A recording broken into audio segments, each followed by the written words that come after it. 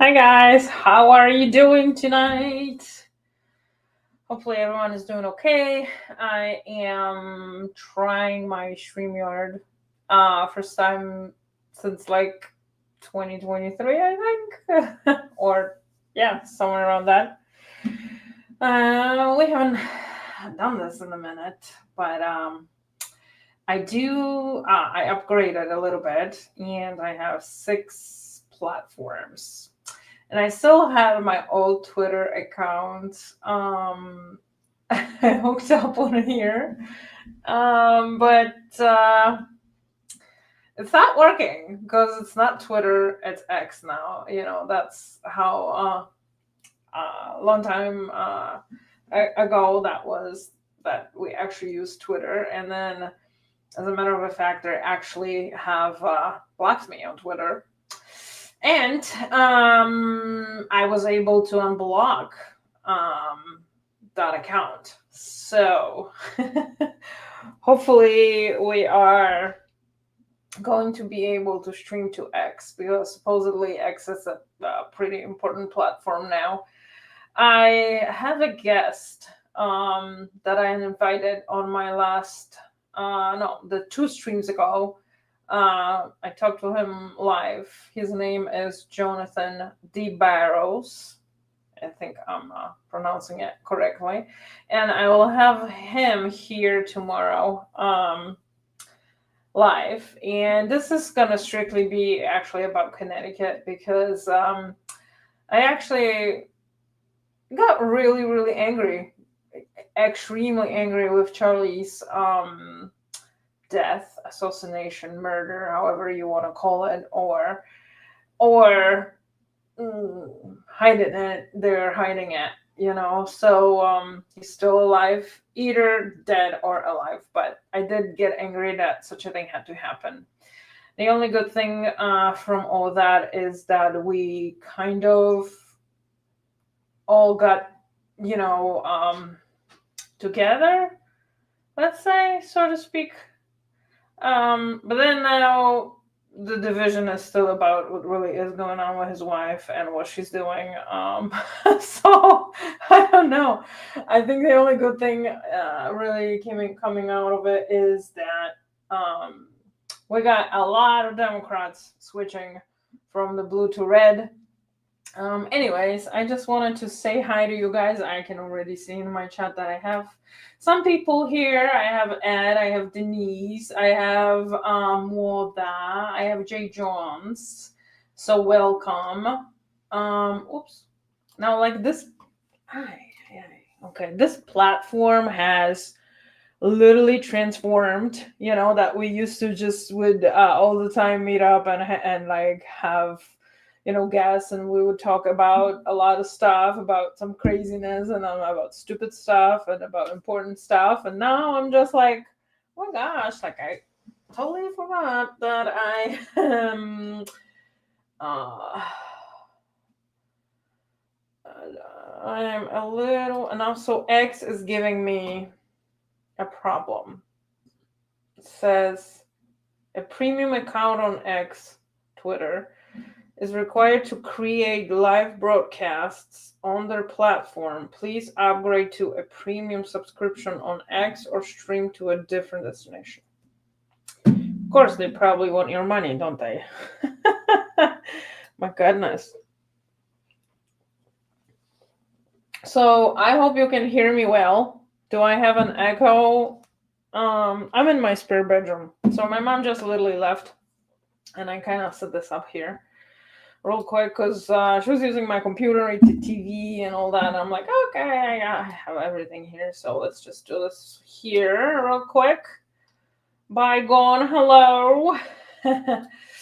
Okay, I have to figure it out. How am I going to put this on X? Because the last live I did, at the Trump store, I talked to some people and they were like, you have to get on X. You have to, it's important. You got to have lives and da da da da, And I'm like, okay.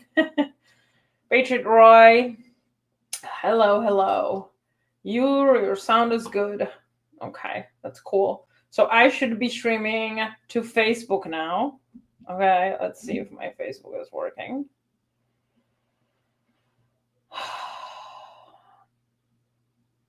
I don't really see myself live on Facebook. Oh, no, I am. I am live on Facebook, but I'm streaming to friends. So let's put that on public. Uh-oh, I can't change it. I can't change it to public. Oh, friends. Shit. Okay, well, this is only going to be for friends then. Then I am on YouTube, which we are all on YouTube mostly. Then I am on Twitch as well. Twitch is Polish Agnes. Twitter is... what am I on Twitter?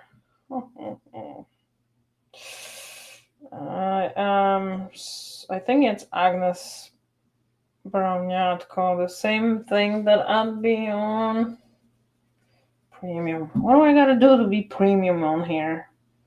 Yeah, so if you're gonna find me at Browniatko, that will be premium. $7 a month. Oh my god, I knew you're gonna have to pay. I pay for everything this life. Jesus Christmas. Subscribe 84. No, I want monthly. I'll pay you 8 monthly. That's easier. Subscribe and pay.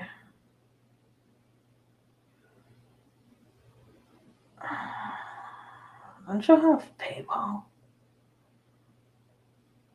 Oh, bank.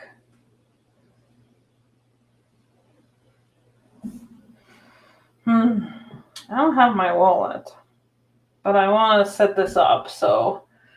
yeah, buddy. Hi, James. What's going on? Yes, I am trying to make this happen. I'm on Kick as well. Supposedly a very popular platform. I'm on Rumble, as you know, and then X. I gotta figure this out. It was much easier before. I could just hook it up with my password. And then that's it. Now this is telling me that I have to be premium. So I am planning on having Jonathan tomorrow at 6, which I am going to set up the stream after I'm done talking. And we'll do a little bit of a podcasting. He is a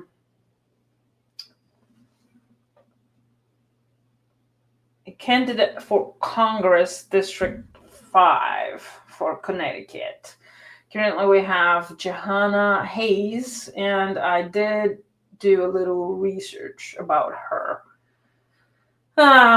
She's been in this house, I think, since 2019.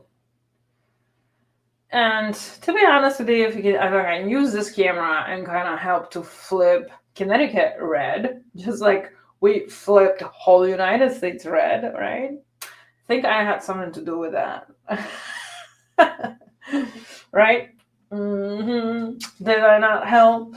Yes, I did. Like, kind of helping with the camera spreading awareness. I'm trying to figure it out, this X platform, since I got my account back. I'm going to use it. All right. Let's see. This is going to let me be premium. $8. So now, you know what's freaking awesome that they changed about this platform, StreamYard? I tried to use another one, which was Streamlabs, which I had used a couple times in the past with someone else who let me restream their stuff. But now in the StreamYard, if I'm inviting you as a guest, and if you do have any destinations, let's say channels, you can put your credentials in, you can restream this stream to your destination. So let's say you can use too. So if you had Facebook and YouTube and you remember your login and password, then you can easily just punch all these when I invite you as a guest. But I do not know exactly how this is going to display for the guests. Don't forget to hit the thumbs up. Yeah, there you go. Enter your verification code. I already did. Jeez. Wait. Where did they send it? In an email? Hmm. So I want you guys to literally tell me, what do you think about Charlie's case? Is any of you actually in my chat? There is 18 people watching right now. Do you believe that the person that they are currently holding has actually done it? Even though he obviously admitted he did, but we never know that, right? Until we have an exact proof. And I don't really believe that there is proof to sentence him and, just literally a death penalty for an innocent man. Like, it just gives me chills when I'm thinking about it. Like, you're gonna sacrifice a perfectly innocent man. Maybe he's not completely innocent, but that bullet did not come out from the gun he was holding. I believe he did it. However, there is something fishy about the entire thing. Really? You believe he did it? So, how come there was no autopsy? Like, they have not disclosed that or saying that there was one, or why is the entire area not taped as a crime? It was not taped with a yellow tape as a crime. Like, that's weird, don't you think?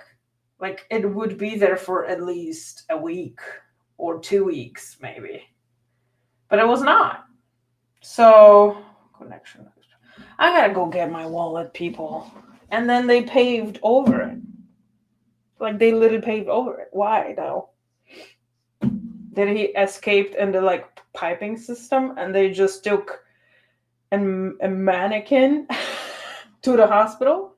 And I was just listening to Candace, and she was like, why did they bring him to a further hospital that was less equipped for that kind of trauma than the one that was a lot closer? That's just weird. When stuff happened to my dad, I was at closest hospital, New Britain General, right here on the corner. Let's go. My dad was bleeding internally. So if someone is bleeding like this, you are taking him far away, like further than necessary? Like, why? Why? What the hell? Yellow tape for how long? Like, the minute the things happen, and it was not taped. I mean, there's plenty of videos. You cannot see the yellow tape. They drove by the trauma hospital. Thank you. I gotta get my wallet, people. Give me 2 seconds.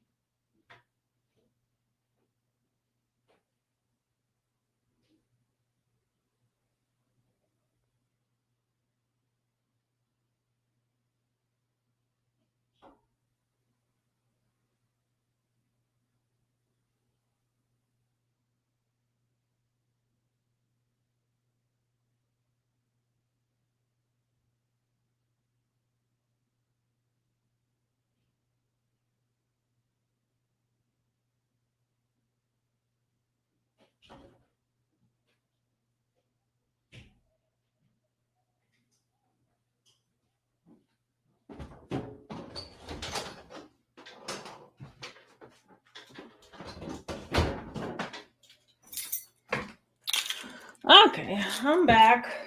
I kind of listened to myself for just a second because I don't even know how I sound, so forgive me for making this a little loud.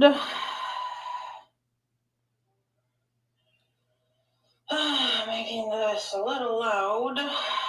Woo! Okay. Making this a little loud. Woo! Okay. I sound freaking great. All right.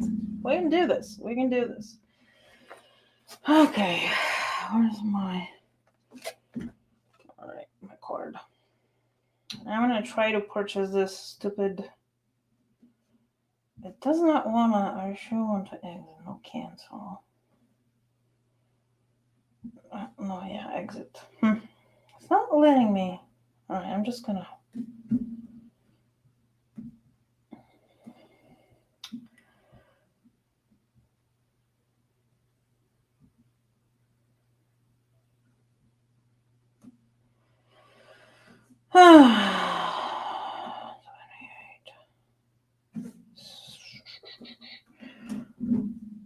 I personally just don't think that young kid was capable of a shot like that from that distance.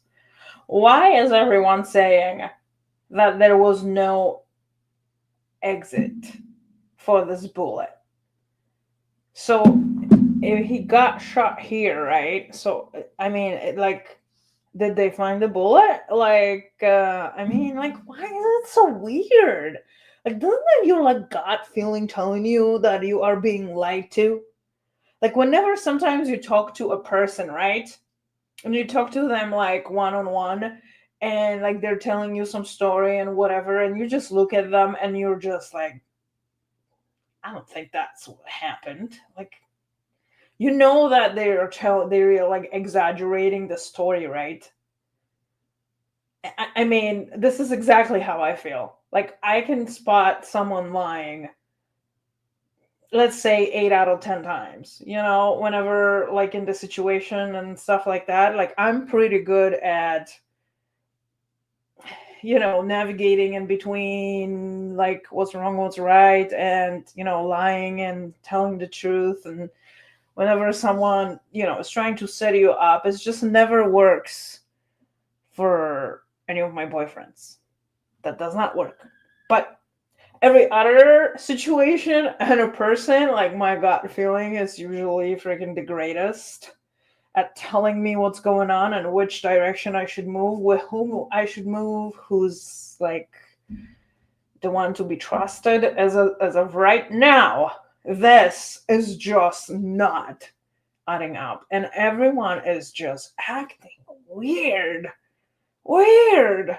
Why is this so weird?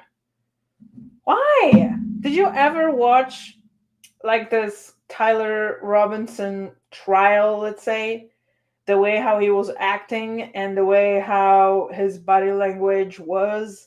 I actually watched an analysis about it. And I was just like, I mean, like, holy shit. Like, you don't have, an actual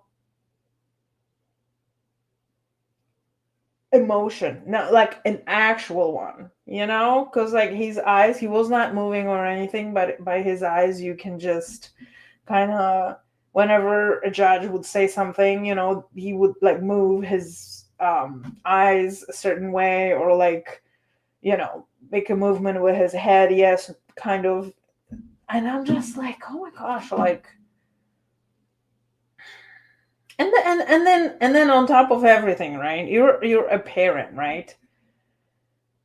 And you're gonna basically rat out your kid. Yeah, it is a right thing to do. But would I ever do it? I don't know. It's a good question. It's a good call. I don't have kids.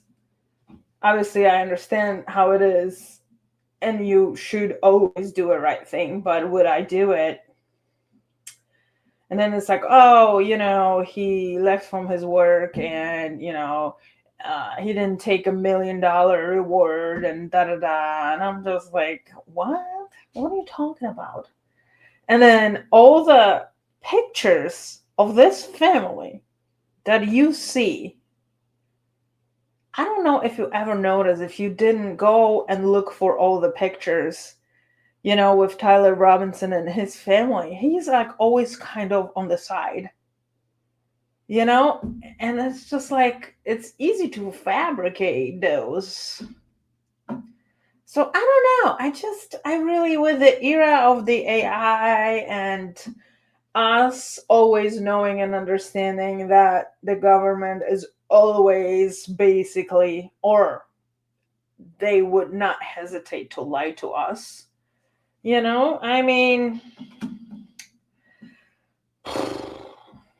yeah, it's strange. And then so Candace was like, so why am I the only one who is requesting an actual investigation into all these things? Why is everyone sitting there and accepting all of this? Oh yeah, it seems fine. He did it. Let's forgive him. Let's move on. Let's make money. Let's charge tickets for our show. Let's sell t-shirts $40 a piece. Like, let's have this money rolling. Let's get this momentum going, right? Because that's exactly what you do when you're gonna lose your husband, right? Don't get me wrong. Everyone is grieving a different way. Okay, they're grieving different way, and I agree with that completely.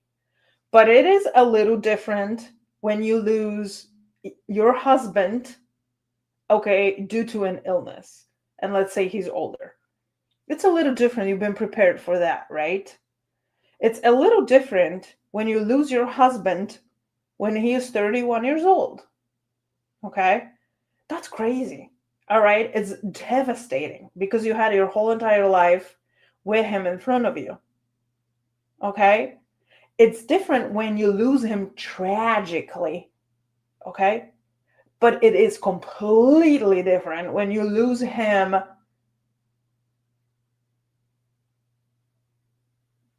while he was murdered and the whole entire world saw it. And he was literally shot to death. And you're telling me you're not scared for your life, you're not scared for your kid's life. What you're going to do, you're going to sit down in front of that camera, right? And you're going to have that money rolling. Oh my goodness. But anyways, that's just my opinion and just my personal opinion. You may not agree with it. That's fine. You may not agree that he's still alive. That's fine. I take that as a possibility because he messed with the wrong people. Now, if you ask me, TPUSA is going to advocate for Israel. It's going to advocate for Jews. That's going to be probably now the agenda of it. Maybe not tomorrow, but in a little bit. And unfortunately, Charlie started talking about being against them. Obviously, I'm against them. I am not for any war. I don't like what they're doing. And once you turn on them, you have a big problem. Once you took the money from them, right? And then second of all, talking about the Epstein files, it's another thing. They don't want to disclose that for nothing. And they won't. They won't do it. And anyone powerful who's going to go after that is probably going to be eliminated. So you're either going to be eliminated or we're going to kill your kids. You're going to get, I don't know, plastic surgery. You're going to come back as a different friggin' person. Or you're going to die because you became way too powerful and now your word is basically bought. That's why you can't ever accept any money from anybody because you can't sell your word to anybody. And by the way, I'm actually thinking of suing YouTube, by the way, because did they not suppress my freaking freedom of speech? They blocked me and they demonetized me. So where is my $65 million like they paid Trump? Why am I like, what? Hello? I don't know. To be honest with you, I gotta think about it. I gotta think about it. But I'm feeling a class action lawsuit is gonna roll in sometime soon, guys. So we'll see what happens. Subscribe.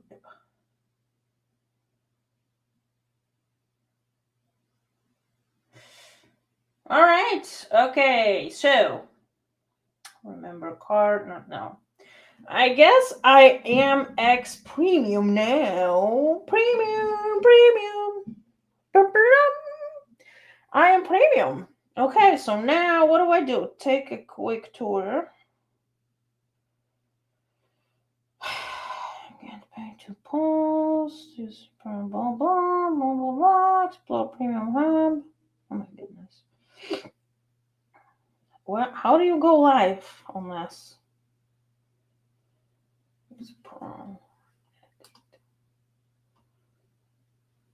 Okay, remove testing. Okay, save changes. Go live. Let's see if I can do that now. Oh, I think I'm live on X. Am I? Oh, I got this like blue tick now. All right. How do I even see if I'm live? Oh, I'm live. Yes. Woohoo for Agnes. I got this. Because this was actually important. I have a whole entire stream downloaded. And now I have to figure it out. How do you upload this on here? Like, it's just kind of the same but different, you know? So, all right, now I can stream to all the platforms. I know I'm live on Twitch. I do not know if I'm live on Kick. I have this app like forever. Update my birthday. Okay. I need to run to the store. Yeah. Get me some ice cream. Oops. I lost. All right. So this.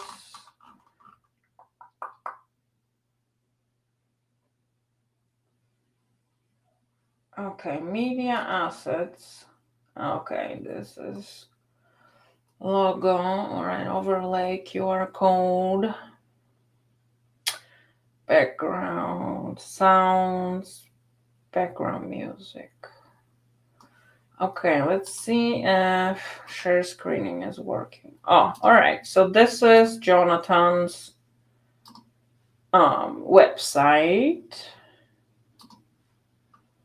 And you can donate on here to his campaign. Okay. So this works. And then I was going to check it out. Wait, can I add here? Stop screen. And I was going, wait, hold on a second. How do you do this? Share screen. Oh, okay, new tab, share. All right, let's go to Chat GPT and ask him, tell us who, no, tell what, okay, who is Johanna? I think he's in CT. I think that's what her name is. Oh, there we go. Yes. So this is prominent political figure and former educator from Connecticut.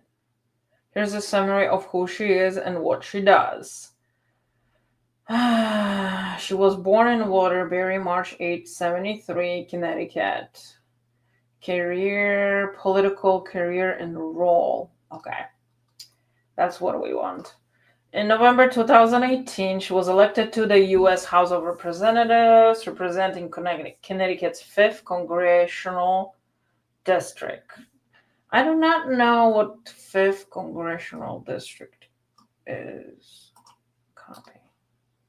Let's see. Let's see what it is. Okay. So that will be... Oh, that's barely touching New Britain. So it is... All right. Share this tab. All right, let me see. Okay, so it is... Whoops. This part of Connecticut here. And I am right here, New Britain. Okay. It's Torrington as well. Waterbury. Yeah, Waterbury. She's from Waterbury. Denbury. Okay, so this is that part. It's like kind of weird, but all right. This reminds me like the back of the gun, when you're holding a gun. Okay, stop sharing. All right, let's go to ChatGPT. All right. She is notably the first African American woman elected to represent Connecticut in Congress. The 5th district includes much of northwest and central Connecticut areas like Danbury, Waterbury, Meriden, parts of Litchfield County, etc. In Congress, she serves on the House Committee on Education and Workforce and the Agriculture Committee, where she is ranking member of the Subcommittee on Nutrition and Foreign Agriculture. Her legislative priorities include equitable access to quality education, affordable health care, veterans issues, labor rights, immigration reform, gun violence prevention, and transportation. Can share more about her current policy positions, recent legislation she's sponsored, or how she's viewed in your area, Plainville. Okay, well, I'm in New Britain. Do you want me to dig into that? Yes. So Jonathan, my guest for tomorrow, is going to run against her. Oh my goodness, that is a lot that this ChatGPT is coming out with. All right, did I share? Oh, I didn't even share this. Share screen. Let's do this. Okay. Blah, blah, blah. Okay. Recent legislative activity and priorities. Hayes introduced the Department of Education Protection Act early in the 119th Congress to block efforts to dismantle or weaken the U.S. Department of Education. I wish I knew what that means. She co-sponsored the Teacher Diversity and Retention Act, aimed at straightening teacher recruitment, retention, and training, especially via minority-serving institutions and dual certification in special education behavior management. She has expressed strong support for federal investment in education, schooling infrastructure. Voting rights. Hayes publicly opposed H.R. 8281, the SAVE Act, criticizing it as an attempt to restrict voter registration by limited acceptable identification, perjuring rolls, etc. Of course. She's a Democrat. They want anybody and everybody, whoever is able, to just put a mark on that ballot, right? Doesn't matter if they have an identification or not. She has positioned herself as a defender of voting rights and safeguards against legislation she views as voter suppression. What? Oh my God. In my opinion, your voter suppression is the need to register as a freaking some kind of party at this point, and you need to register so they will allow you to vote. I think that's a freaking suppression, if you ask me personally. Because why? Everyone can get a passport, correct? It will, at the same time, show that you're a citizen. That's it. That's all you got to do. Why not have a passport?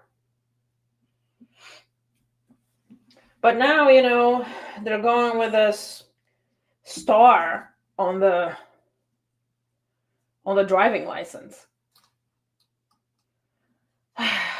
Reproductive rights and healthcare, gun violence, safety, and Hayes signed 3 discharge petitions in 23, pushing for floor votes on gun violence prevention bills. She has taken a pro-reform stance in this domain, aligning with many Democratic colleagues pushing for stricter gun regulations. Well, yeah, just like Murphy in Connecticut. Oh my God. One of her more controversial moves was support for the Laken Riley Act. Oh, no kidding. Her support, which mandates federal detention for certain undocumented immigrants accused of theft, burglary, or violent crimes. Later, she publicly stated she regretted that vote. What? What? Oh, no. Oh, no. My name on X. Okay, hold on, guys. I'm just gonna... X.com. It's at Brown.co. Let me see if I can... get in there fast. Okay, I don't know if I have the right. Okay. Password. Okay, so I am right here. How do I... Okay, let me share this copy. Share this tab. So this is me. And let's see. This is the link, guys. Boom. So you can click on that link. It's I should probably change it to Polish Agnes, but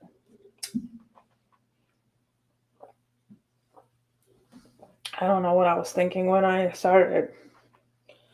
I don't really have many followers, but maybe we'll do better once we will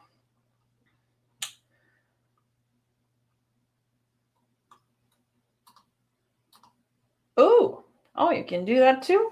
Okay, that's cool. I see they have different type of layouts here. Oh, I like that too. Okay, that's cool actually. You sound great on X. Okay, perfect. That's what I want. All right. I guess I'm not as rusty as I thought I was. Thank you for following me. I see I have 1 extra follower. Cool. That's cool. All right. How do you upload a video here? Okay. So this. Oh, and okay. Does anyone use this Kick? This is my question. Because I do not know how to figure it out. All right, stop sharing. So this is the link for copy. Paste. Let me see if this link works for you guys. If you can just click it. And tell me if this page is coming up for you. Share screen. I'm talking about this one. This is what we want. This is the link for. The only problem is I wanted to also stream to TikTok because I supposedly can. And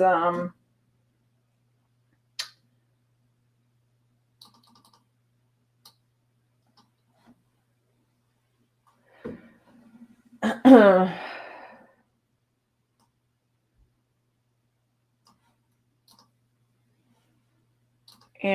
I do not know how to figure it out if I'm live or not. Jeez, Louise.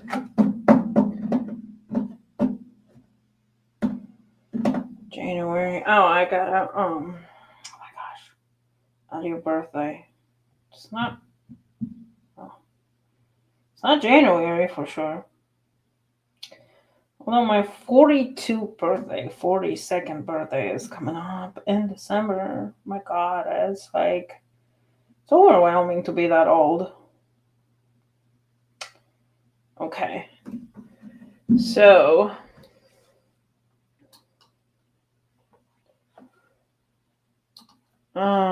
stop sharing.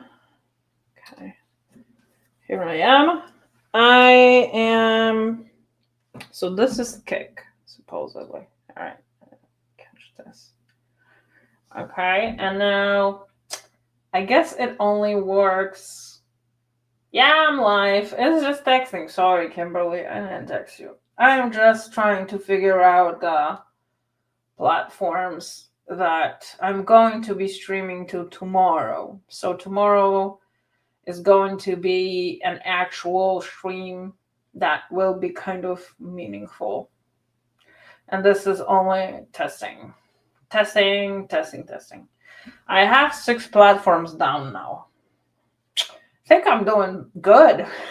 I just don't know how to find.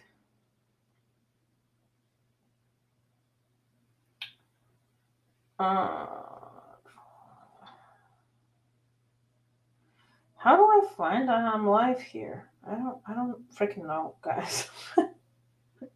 I really don't know. Click on your web hit notification chat. I don't understand. I have no clue.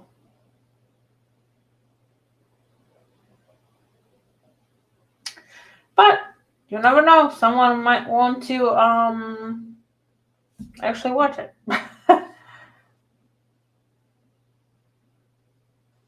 No, I mean, yes, I know. Maybe from the phone. But this home internet is like crazy fast. So I don't think I'm lagging, am I? I don't think so. Let me know if I'm lagging. I'm not gonna be doing as many when I'm streaming live. Yes, totally. So that's why I'm trying to take advantage, because I'm going to be doing a podcast style tomorrow. Okay, perfect. How's the camper live living?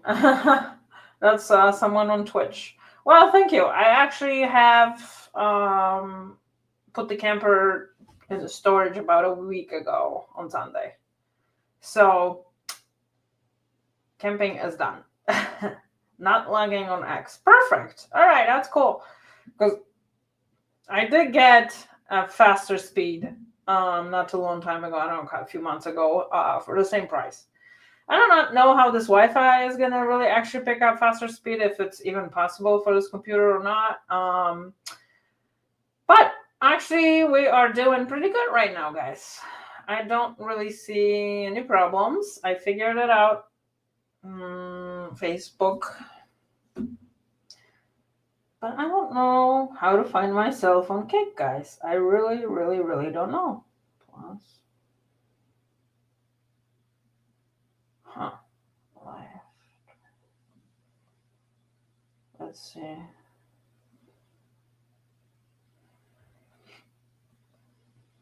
Let's see if I put my own. No results found. Huh. But it does say that I'm live on here. View on Kick. Oh, hey, maybe I can do this. Oh, okay. All right, I'll show you guys. I show you right here. Boom. So this is Kick, and I do not know. Can you guys double hear? I don't know. I hope not. Where's the... Oh, okay. Sound on mute. All right. Home. Oh, okay. I'm right here. Is anyone watching me? Oh. Wait, I lost myself. Testing, just chatting. Oh, zero viewers. Oh, well, I mean, accept all. All right. Well, anyways, you always gotta build your platform. And, I build it on Twitch a little bit. Oh, no, I gotta log in. All right, never mind.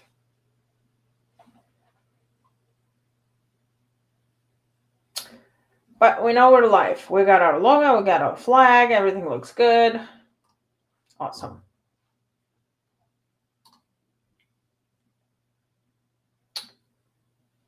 He streams to Kick? Okay. I don't have no followers on Kick. I just did it because I figured it's a very well-known platform, and if someone wants to find us, they can find us. So did mom go back home? Yes, she did go back. She did. She flew yesterday. So that's that.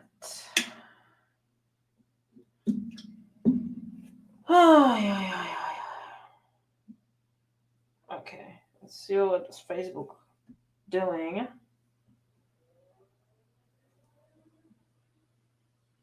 Oh, we got comments. Whoa.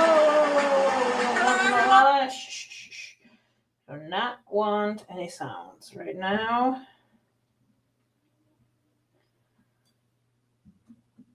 But how do I get the comment? Okay.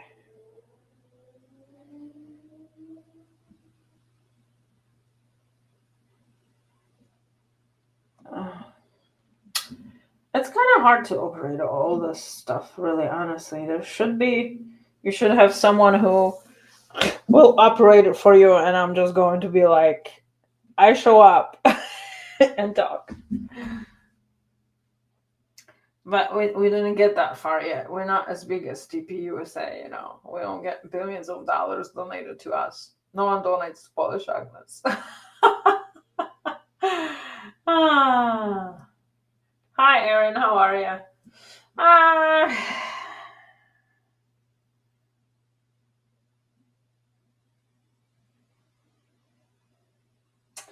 New to streaming or looking to level up, check out StreamYard and get 10 discount. Oh, okay. We can do that. That's cool. Oh, I got 8 likes. Huh.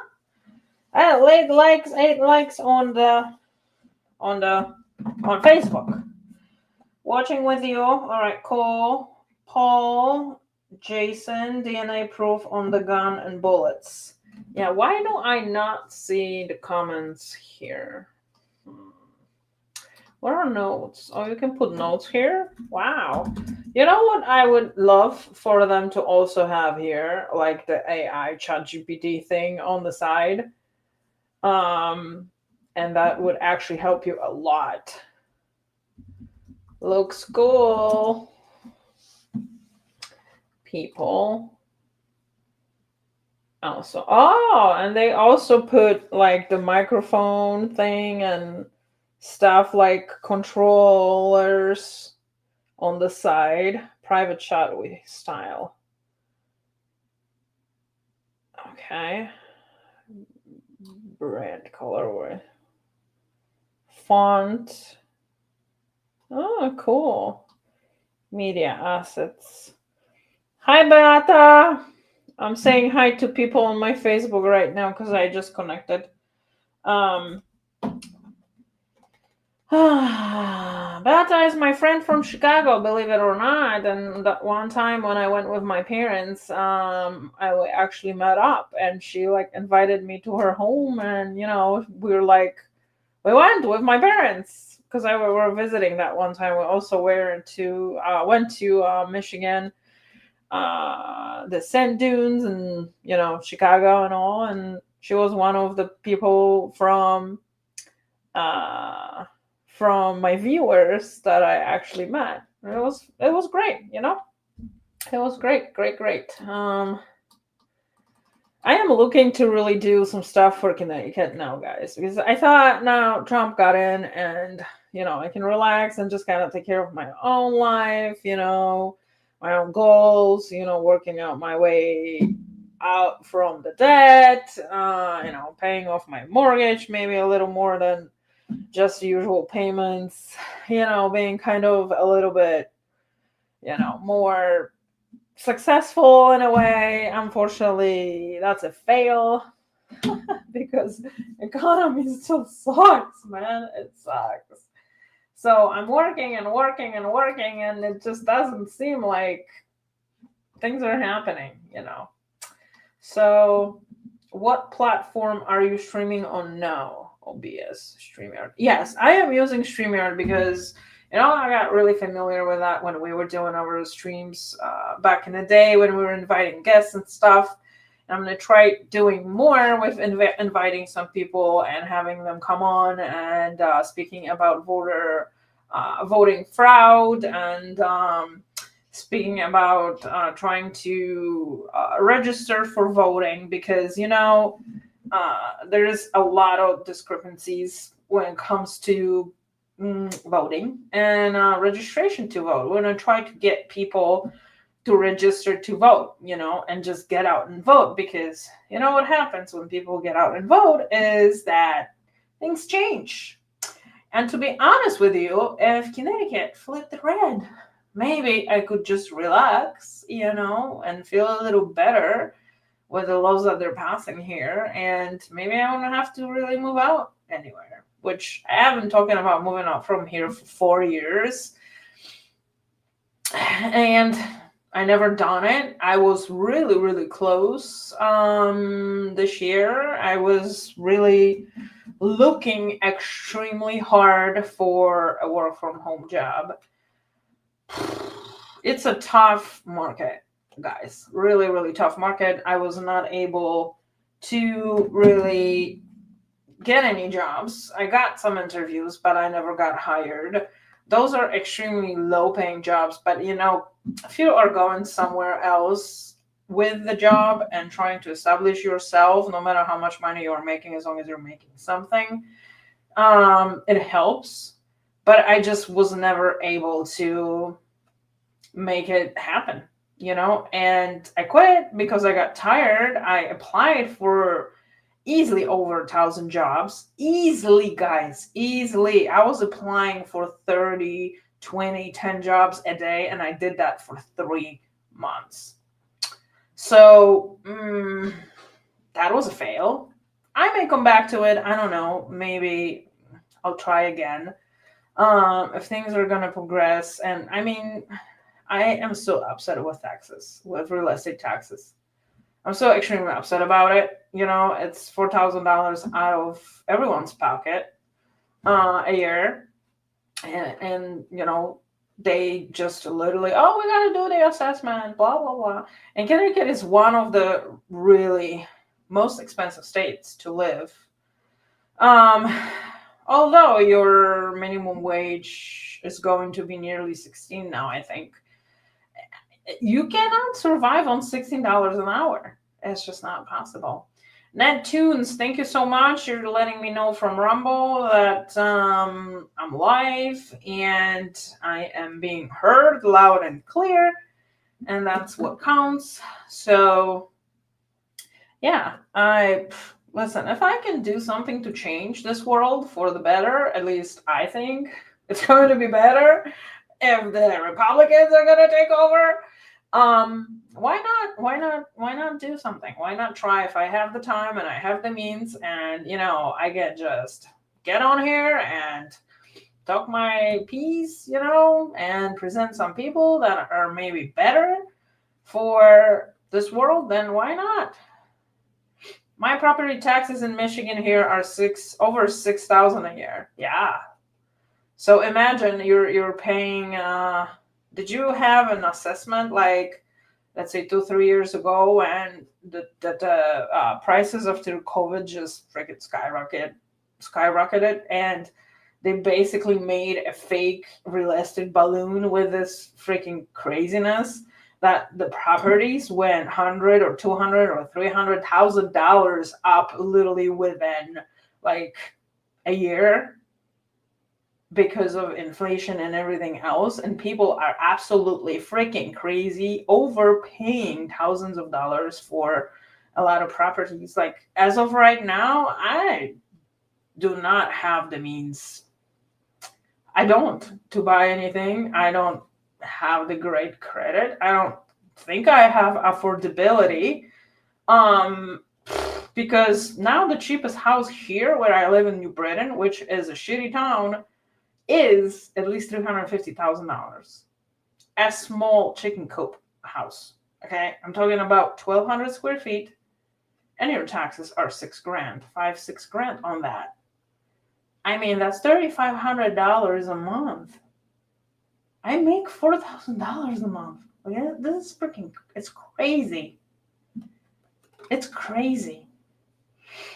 Something needs to be done, and I'm still believing and hoping that it will get done, that the interest rates are going to go down, and I don't know, guys. Well, hi, Lori. Hi, Jason. What's up, guys? I am just sitting here and wasting time on the stream, doing absolutely nothing. But I am going to set up the stream for tomorrow, 6 o'clock. We are going to go on with Jonathan DeBarros, and we are going to present who he is. And he is going to be able to speak about what he wants to do for Connecticut.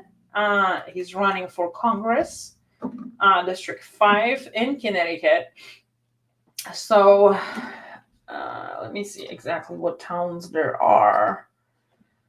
Connecticut's 5th Congressional District is a district in the United States of Connecticut, U.S. state Connecticut, located in the western part of the state and spanning across parts of Fairfield, Litchfield, New Haven, and Hartford counties.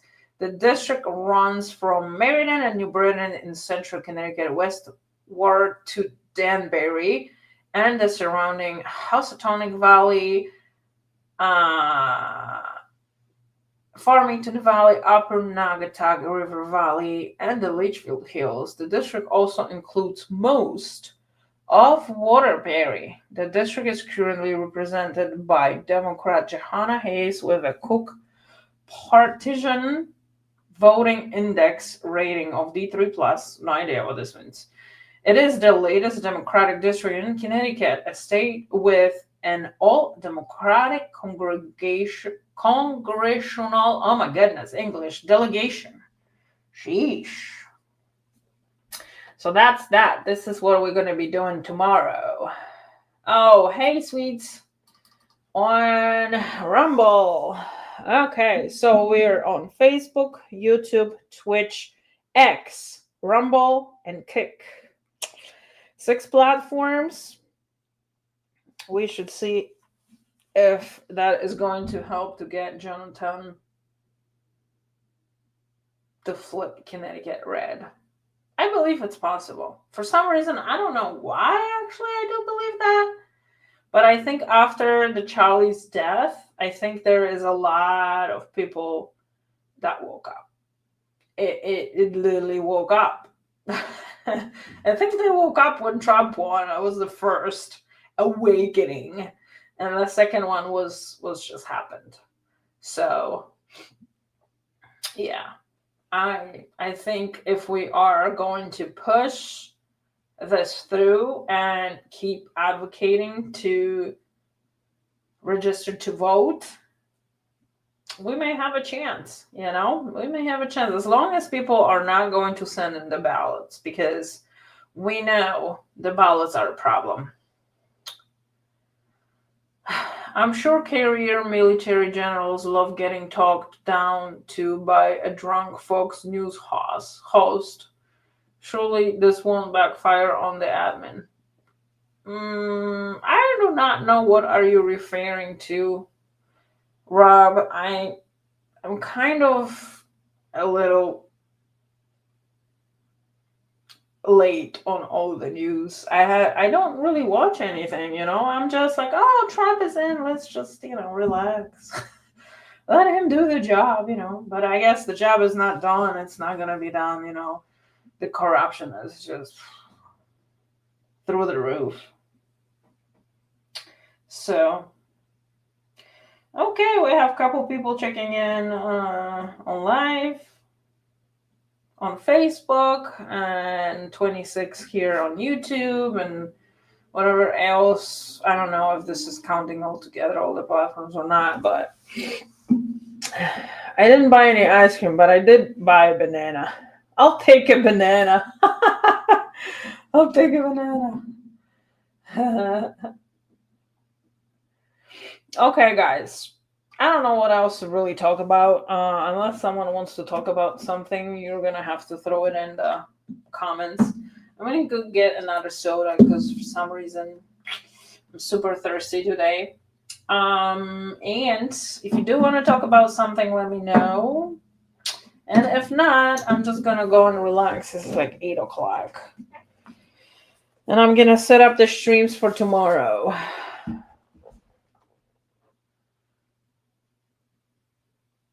Do all the chats combine where you can see them all in the same place?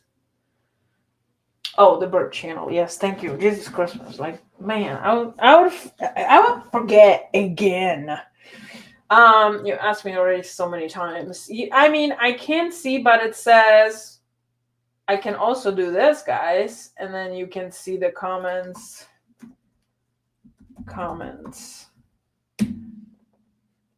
on here. And I don't know if that helps or not, really, honestly. You would have to tell me. I can see from Twitter, Kick, and YouTube. I cannot see from Facebook, unfortunately. So I have Facebook on my phone currently. I would love for some Connecticut people to actually get on here and maybe speak with us after we're done tomorrow with our podcast. Nettunes. Yeah. Subscribe to my channel. Yes, I am going to find your channel right now and see if we can all subscribe to Kimberly and help her grow her channel. Sweet. There we go. She's currently live, guys. Copy. All right. She is currently live. All right. Let's just mute. And I'm going to share this with you guys so you can see. Here is the link. Just make sure you click on it and subscribe. And the stream is really great to put on when you are, let's say, in the kitchen doing something. It's very calming. With the birds and chimes. Wind chimes, yes. And there she is right here. So this is her chat. This is her channel right here. She already has 2.2 thousand subscribers. Very well done. 8 likes, so just make sure that you click the like for her. Say hello, everyone in the chat. Okay, and then when you click on her name, you click on here, right here, subscribe.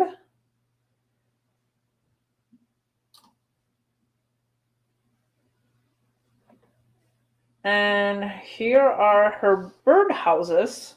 And she is running, looks like a night stream.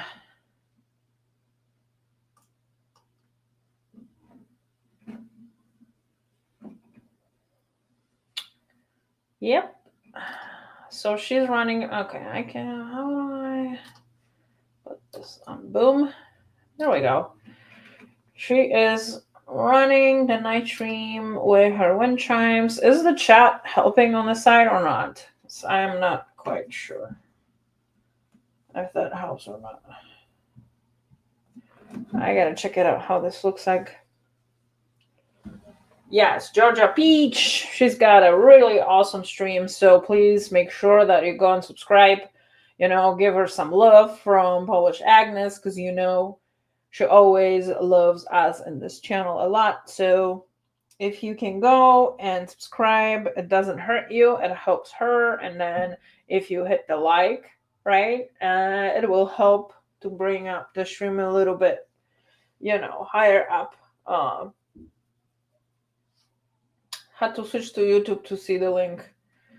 Yeah, I don't think I am able to post from this software to Rumble as a link. It is 68 degrees Fahrenheit and dark here in Michigan right now. 68? Wow. That's not bad at all. What is it? Oh, 65 in New Britain. So you guys, there's a 3 degrees difference. Today makes 221 consecutive days of streaming. Holy shizo. Gosh. Wow, girl. That's a lot of dedication. A lot of dedication.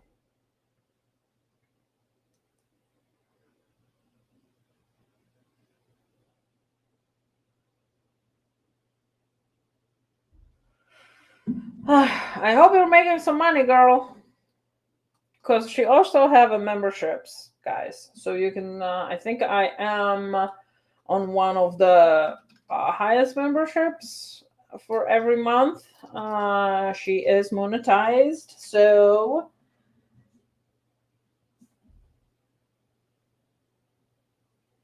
so it shows me 28 here and 16 now in YouTube.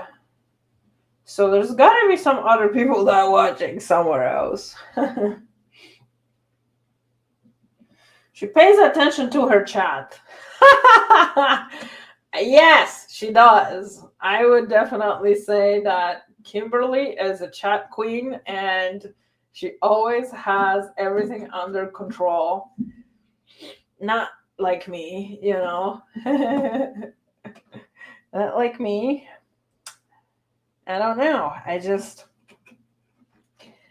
love you guys, but it's kind of, this attention thing, I have a problem with. I don't know. Once I'm focusing on one, I can't really do the chat at the same time, or I don't know. It kind of, defeats my attention. I don't know how to describe it, but this is why I usually just really kind of. I try to pay attention to chat. Yeah. So make sure you subscribe and give her some love and say hi,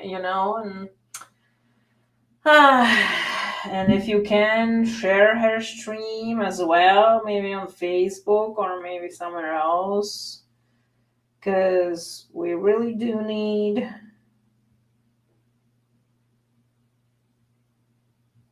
Oh, did you just, oh,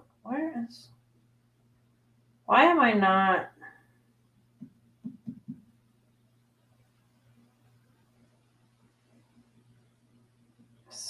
You mentioned me in the comment, and I don't know, my Facebook is kind of weird and I get.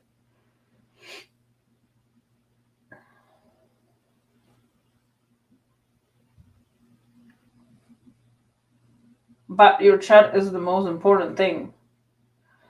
I don't know if it's the most important thing. It's kind of a little different when you are running the camera.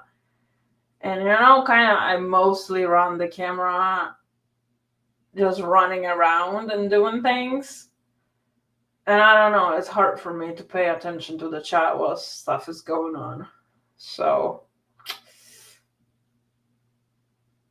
I understand maybe losing attention, but there's plenty of people that just don't talk in the chat. Like right now, my numbers are 31. There's 31 people watching this, and there's only 3 of you or 2 of you talking in the chat. So I am not sure if you're like 100% talking about my chat. Because I feel like I do have a lot of people that are just watching, not participating in the chat because they just like to watch and not conversate, And I know a lot of people just put it on their TV and that's how they watch. So there isn't really much possibility of typing in the chat. All right, give me a minute, people. I gotta get something to drink. All right, so.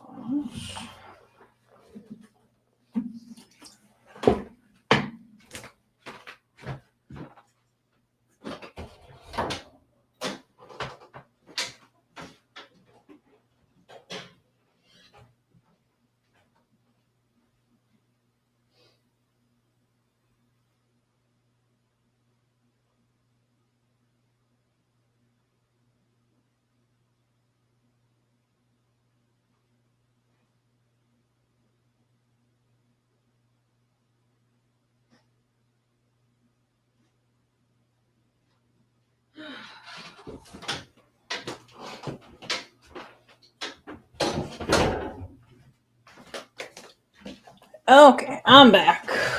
Oh, my back hurts. Oof. They're not talking in the chat because you're not talking to them. Okay, all the 30 people. All the 30 people that right now is watching. Okay.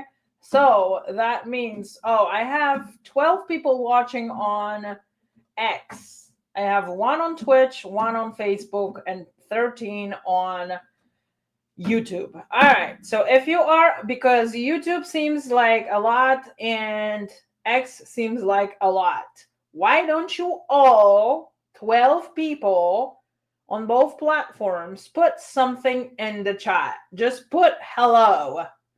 So I know you're there. And Kimberly is right that you're losing because you're losing attention because I'm not paying attention to the chat.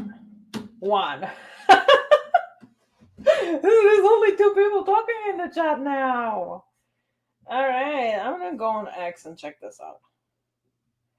I want to see who's talking in the chat.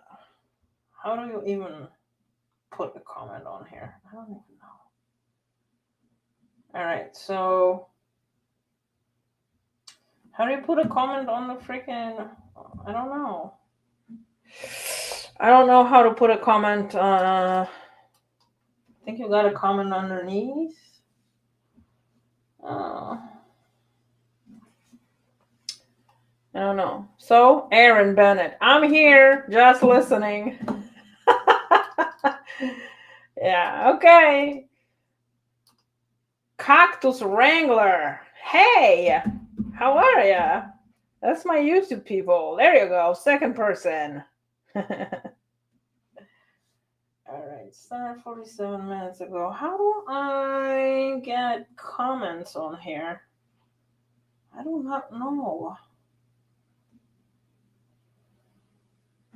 Okay, there is 1 heart, no comments. Can anyone say hello on X? Post. I don't even understand how you post stuff on here. No, that's not how it works.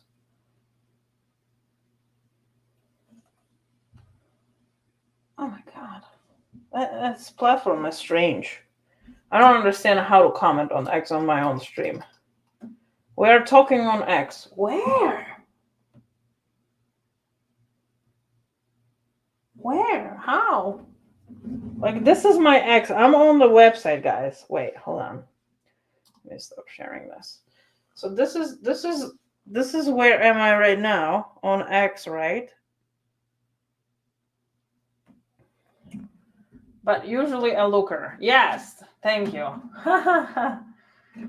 I know. People just like to watch. Some people just watch either on the phone, computer, or TV. Georgia Peach. I'm here and on Rumble and on X. Oh, Georgia. You're giving me numbers. I don't understand how do you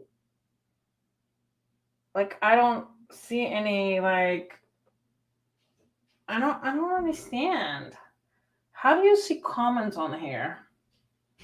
My X comment disappeared. Yeah, mine too. Maybe I should try. Wait. Oh. Like to reply, you will review it for blue check mark. I don't understand. I don't understand. Chat. Maybe that? Meet new chat. Now fully encrypted. Set up now. Mm-hmm. I see the entire thread on here on X. Well, I don't. Empty inbox. Oh, okay.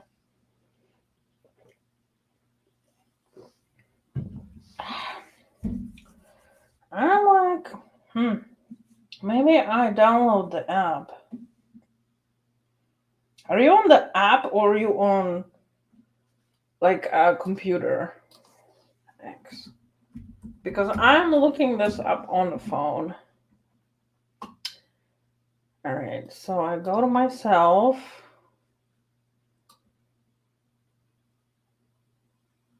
I don't understand. What are the comments?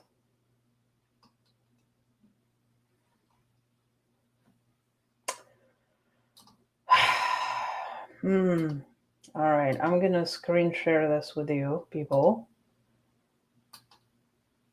Okay, and where do I go for the comments?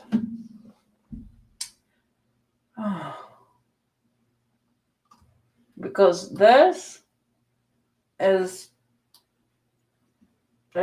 what? I don't understand.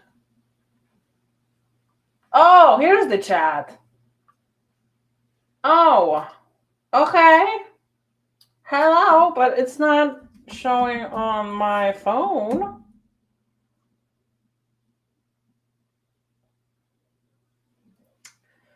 All right, I gotta turn off this show comments. Okay, there we go.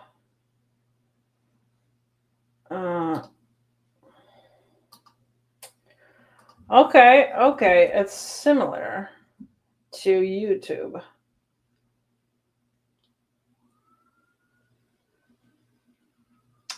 But that does not show. See, you're the only one on X. And there was 13 people watching here. And I don't understand 24 views. So is that 24 people watching? Sheesh, Louise. Stop sharing. Okay.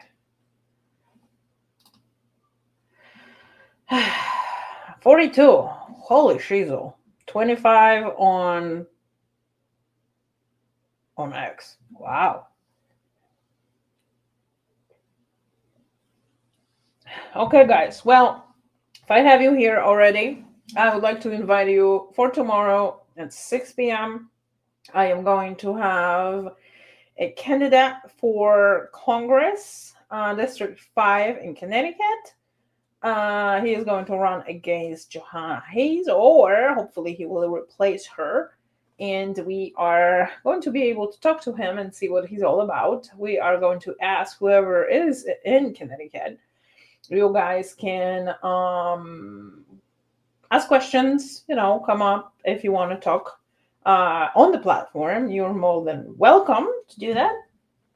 And so that's why I am here just producing this very worthy, stream, because I at least am able to figure it out everything so I don't screw it up tomorrow.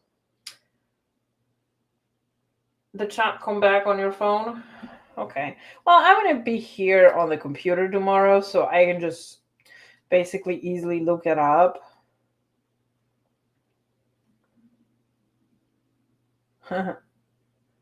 Oh, this is funny. I just came across this question. If you could ask Elon Musk one thing, what would it be? I don't know. If I ask him something, would he tell me the truth? Question, huh?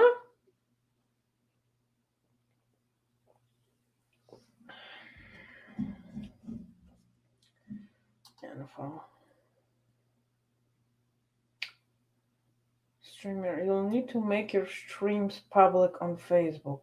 Don't worry, it's easy. Follow these steps. Okay. Uh,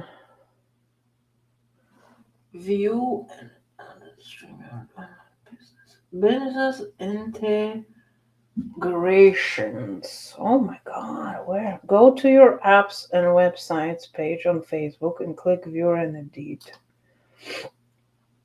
Oh god, you gotta log into this crap. Alright, let's see if I remember my password.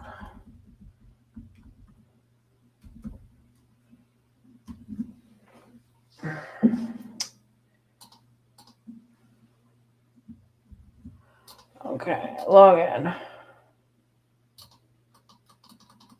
Hello? Why don't you want to log in?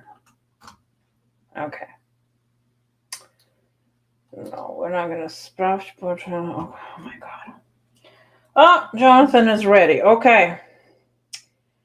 Okay.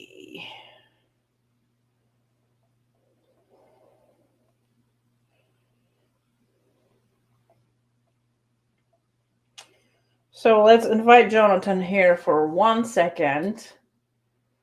All right, I'm gonna deal with this later.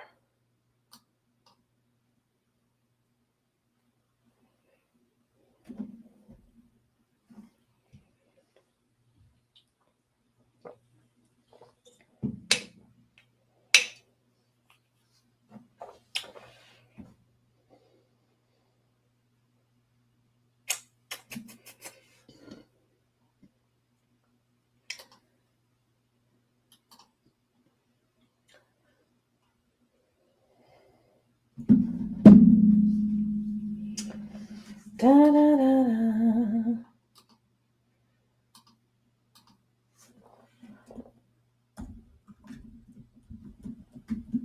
Okay. My other phone.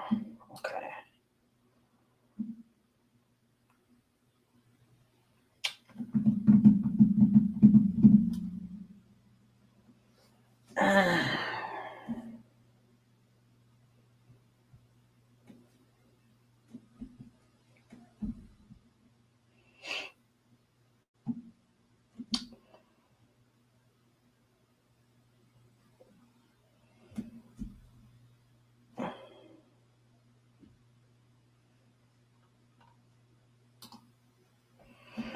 Okay.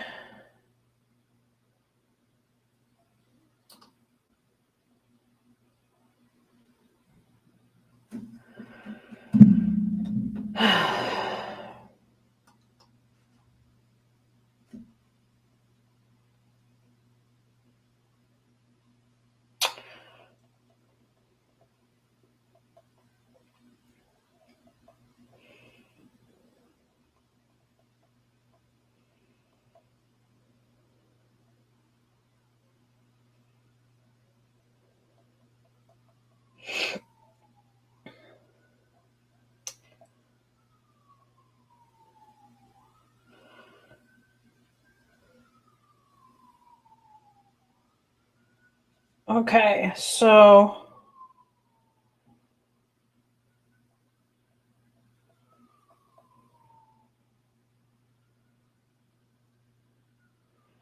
I'm working on inviting him onto the screen here.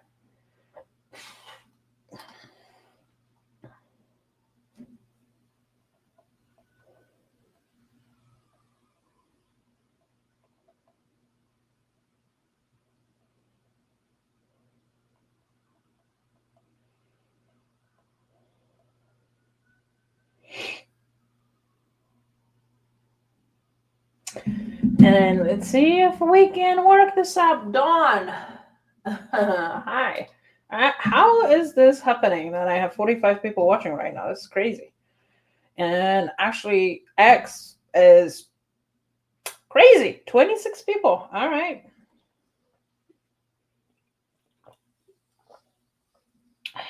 Let's see if we can make this happen. Oh, my back hurts like hell. This shirt uncomfortable, man. Oh.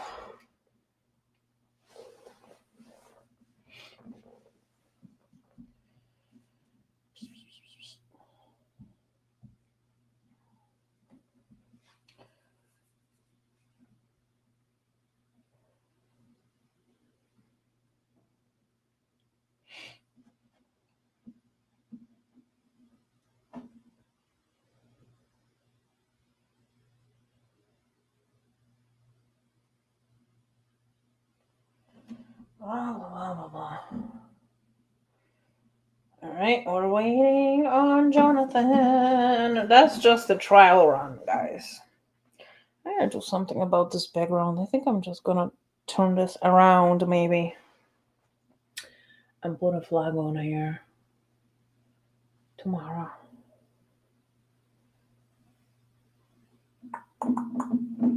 Okay, let's see if he is going to make it.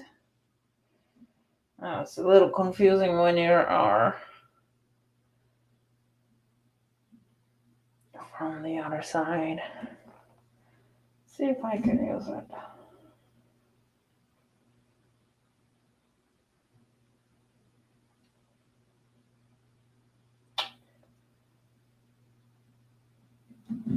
Continue with YouTube, continue with Facebook. Try emailing me. Okay. Email. Invite guest. Copy. Oh, shit. This is gonna be. Can turn this off. Turn this off.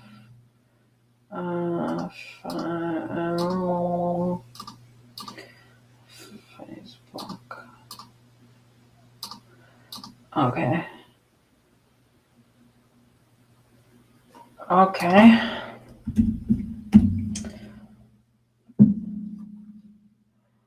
All right, let's do email. This phone will not open. And, all right. What was your email? The Barrows for Congress. The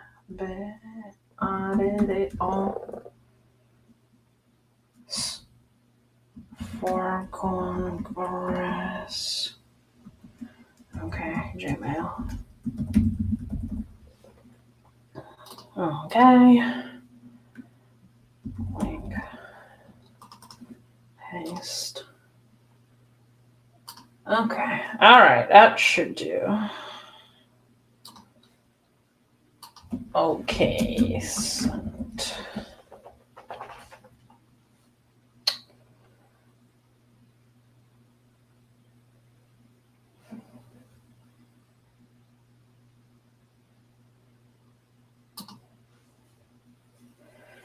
All right. So we should do.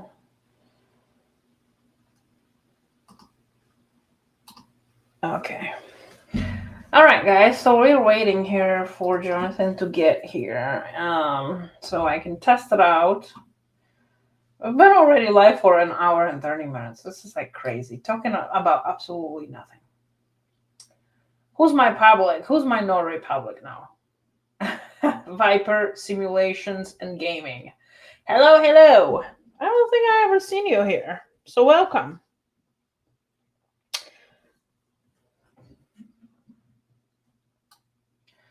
Awesome to see you guys.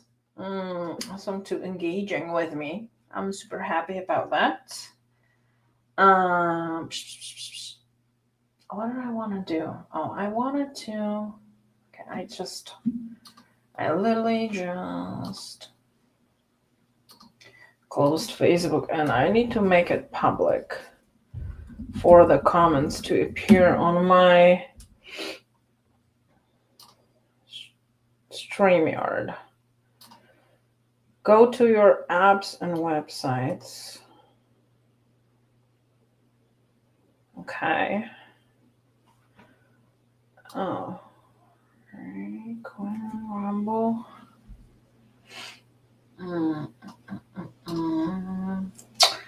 And business interrogations connected. View and edit. View and edit. Select public save. Huh. Wait, let me say. I don't see no StreamYard here. Oh my goodness. I have so many things on here. Huh.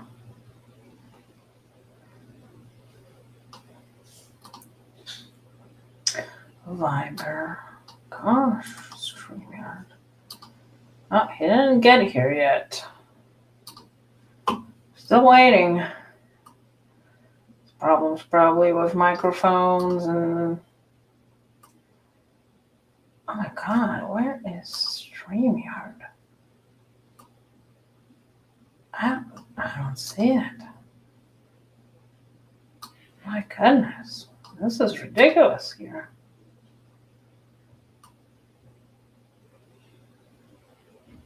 Oh gosh. Aplikacja i wytreny, players gear. I'm supposed to find StreamYard here in Facebook and make it public. But I don't, like literally, I don't see it. Huh. And Jonathan is not here. Send Trump to Canada. Skinny boy. Mommy, please. I'm from Africa. I love watch reaction beauty girls. Okay. We're not here for that, sweetie. You may as well just leave. I'm doing something wrong. Active 1. Business integrations connected to your account. I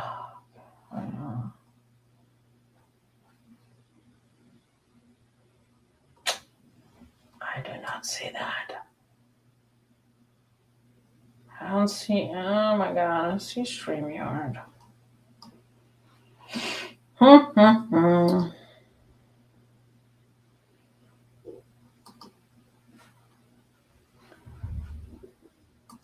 business interrogations.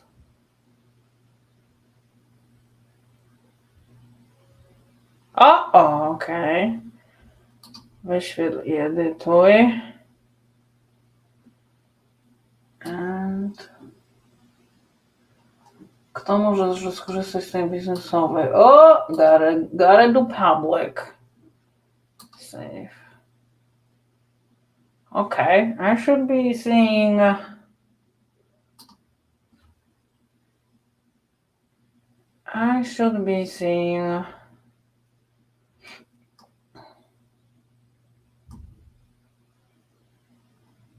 Facebook comments now.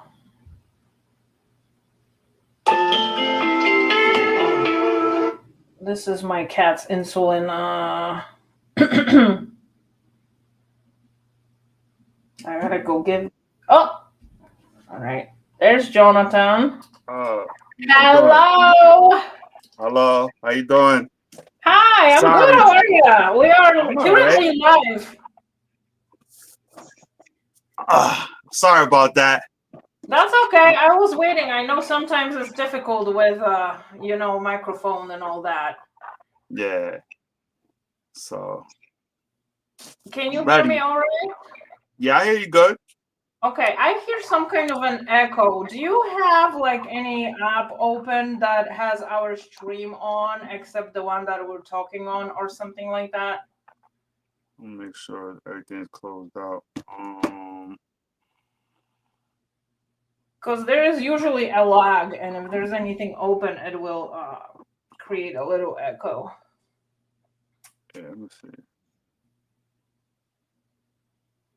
1, 2, 3, 1, 2, 3. Does 1, anybody 2, hear it? 3. It's still an echo. 1, 2, 3, 1, 2, 3. I hear a little bit of something there. I'm not quite sure what it is when I'm talking. I don't know why though. It might be your audio and computer because I'm assuming you're on a computer. Oh, he froze. Okay. Oh, You hear me now? yes, I think I should be good. As It's long still as I it's, don't talk, we can hear you well. okay. So it's still an echo. There is no echo. It's just that when I'm speaking, I can hear a little bit of like a voice picking up. If you are using your computer, sometimes what happens is your microphone will pick up my voice. So it's Yeah, right. probably Because I got two phones. I'm actually on my other phone. on So your I don't phone. even Okay. yeah, I don't even have it on my computer. Yeah. I mean I could try my computer if you think it'd be Oh, that's better. fine. That's okay. I think we should be fine.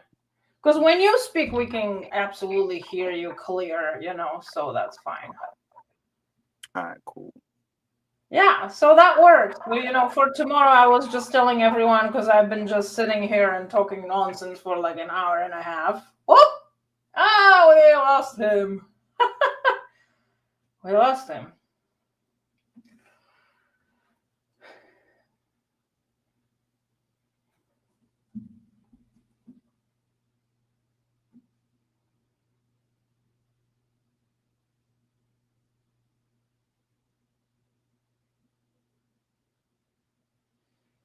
We lost Jonathan. That happens.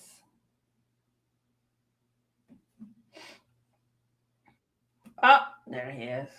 Sorry about that. I swear to God. I got you. All right, so something, yeah. yeah, sorry about that. Because I got another phone just for my campaign. So Yeah.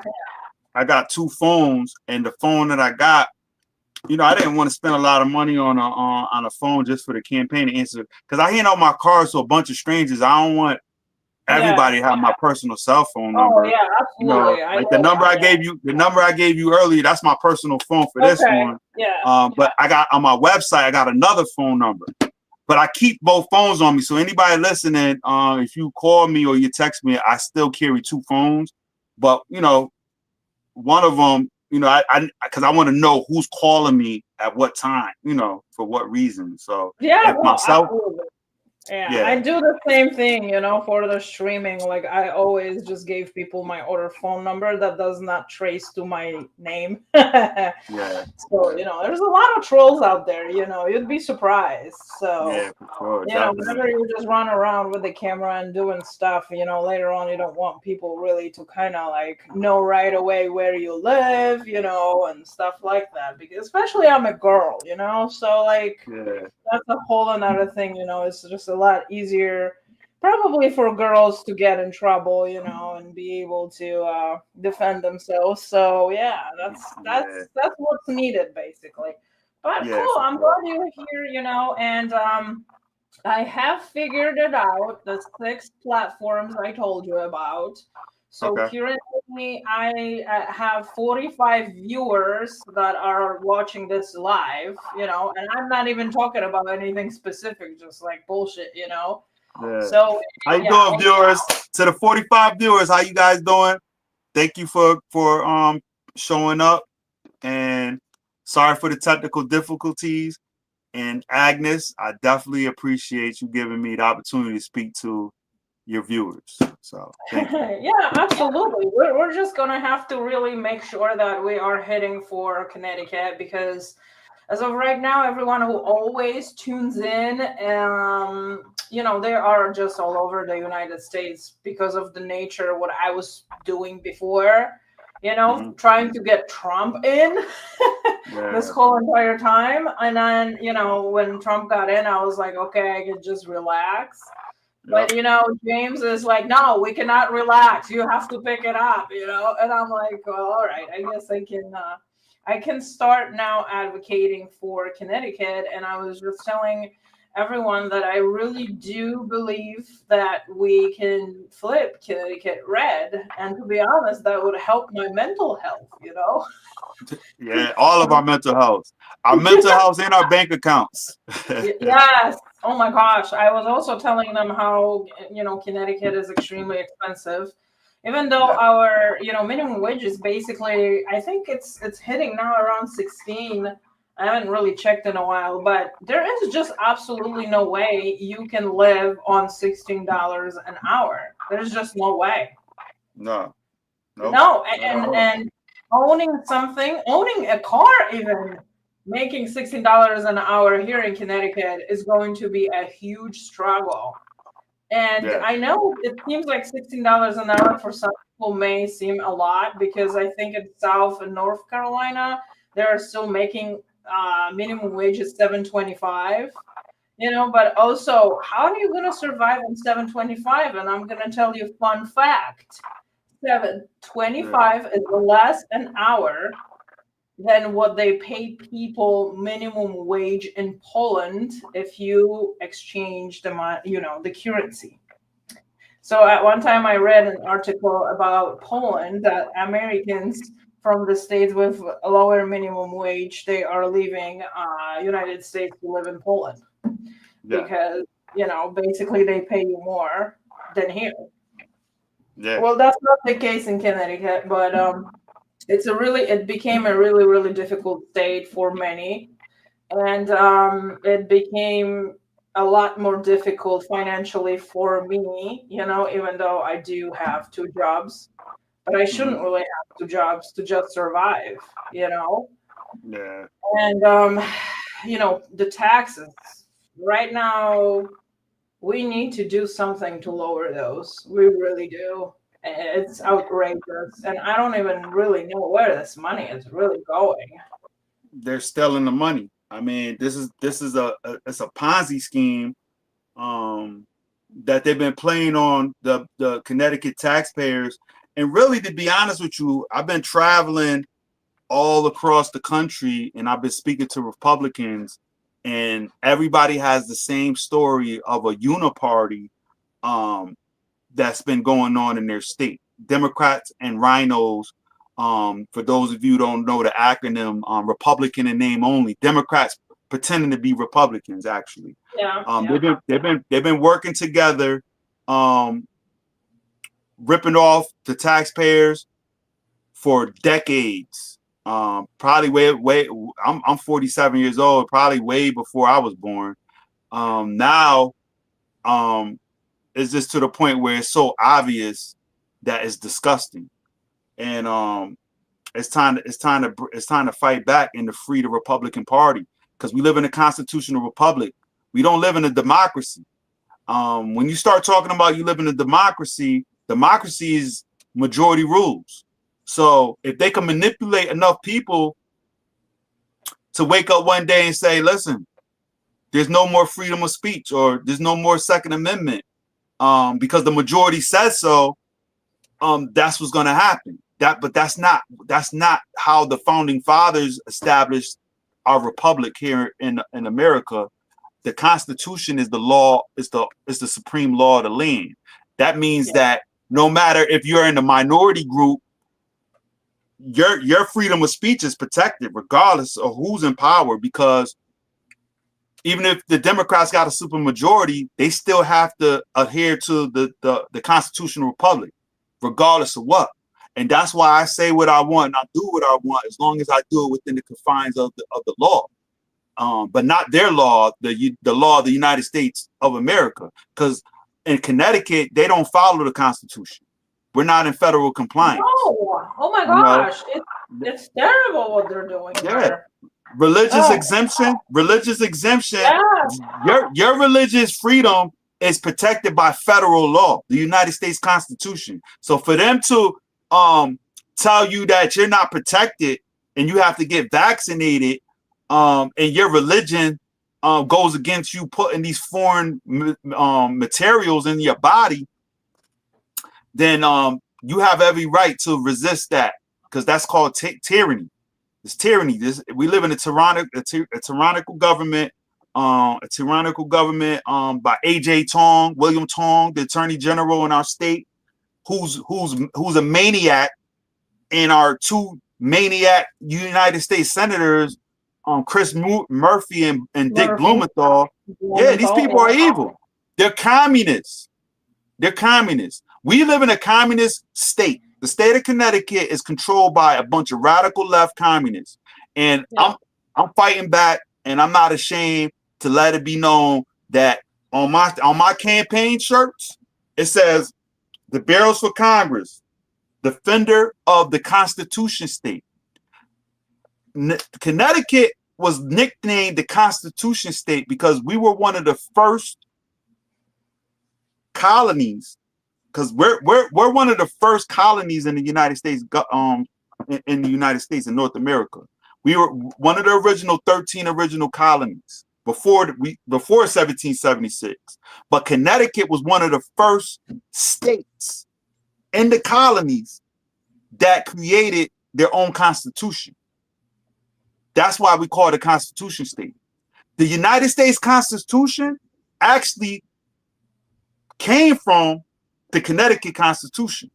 We inspired them to come up with the United States Constitution. So it's very important. That's why the significance of them destroying Connecticut first. I'm talking about the communists, the Marxists. It's all symbolic because everything started here. So by them destroying the Constitution state, they're symbolically destroying our whole entire country, our entire constitutional republic. And that's why we have to fight back here at home, right here in Connecticut. Everybody keeps moving, putting for sale signs up on their homes. They're moving out, and the liberals, the Marxists, are moving in. It's all by design. So there's gonna be a point in time where you ain't gonna have no place to run and hide. So you might as well just dig your boots in the ground and kick some ass right here at home. That's what I'm doing. So. I know. Listen, I have been talking about moving out from here for 4 years.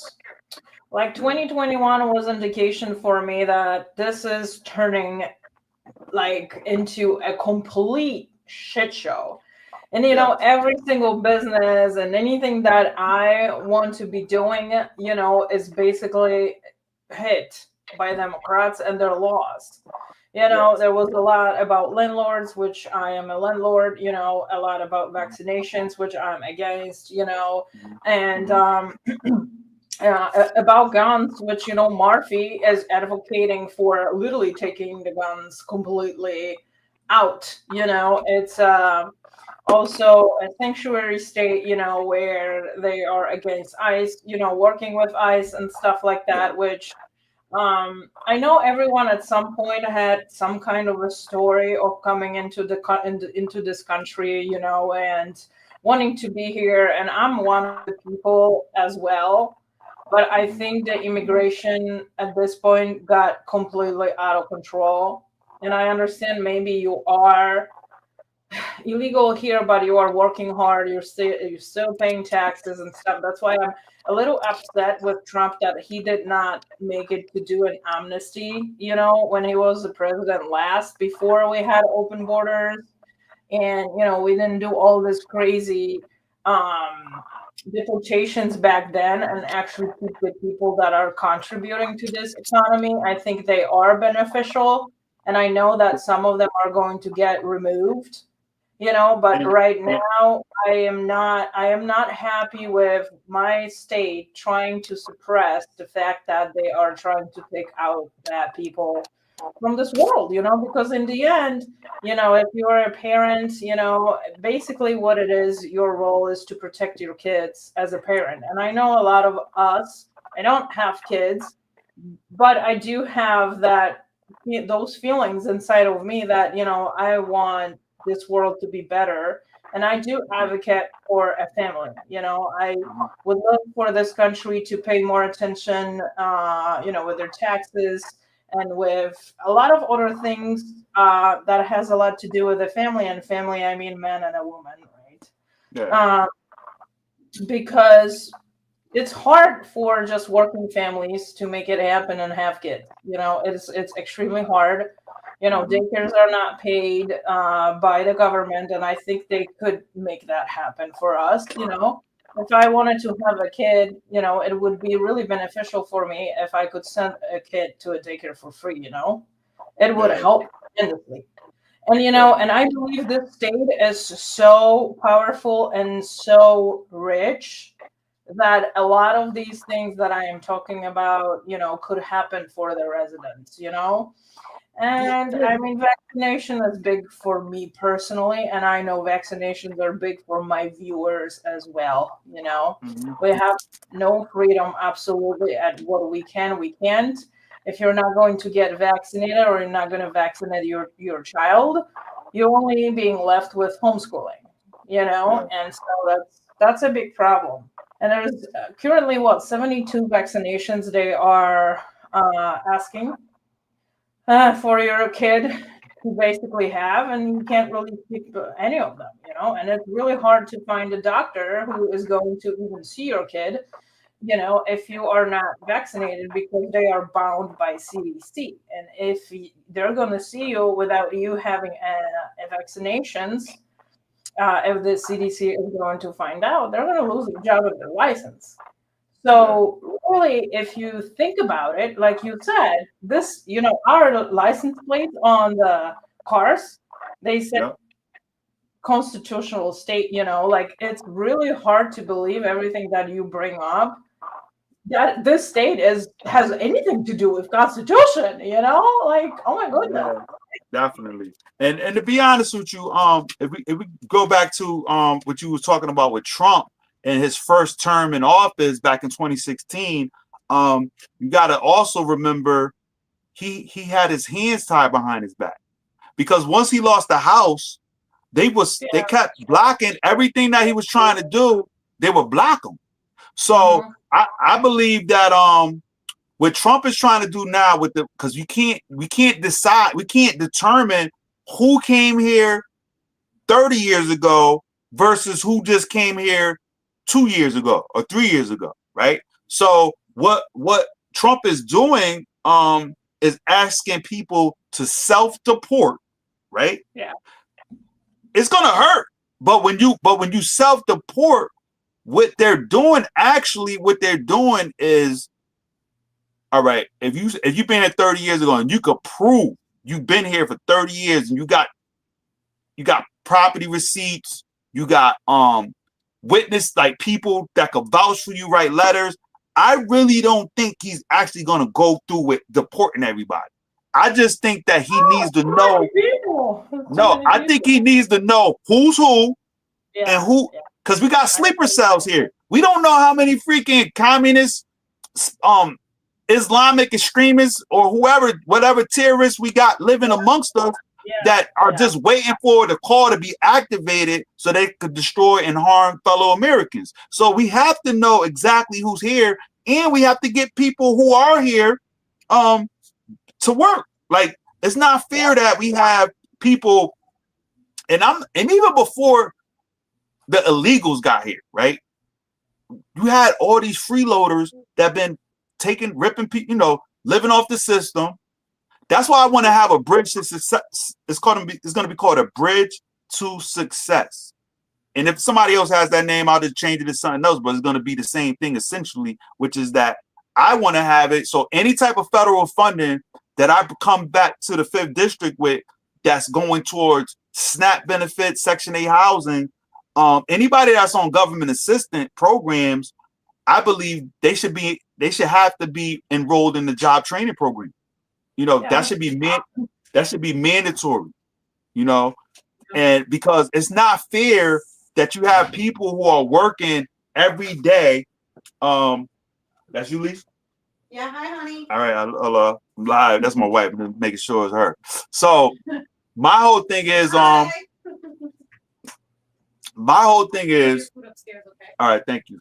All right, my whole thing is, you got people who are taking advantage of the system, but unfortunately, you got people like yourself that got to work 2 jobs, 3 jobs, and they're taxing you to death. And your tax, especially you, like me and my wife, we don't got no dependents. We don't got children, so we don't have no place to hide our money or put our money in and write it off and say we got a child or whatever. So our money is being used so somebody else could live rent free, utilities, right? The public benefit charge on your Eversource bill is being used to pay for people's lights, right?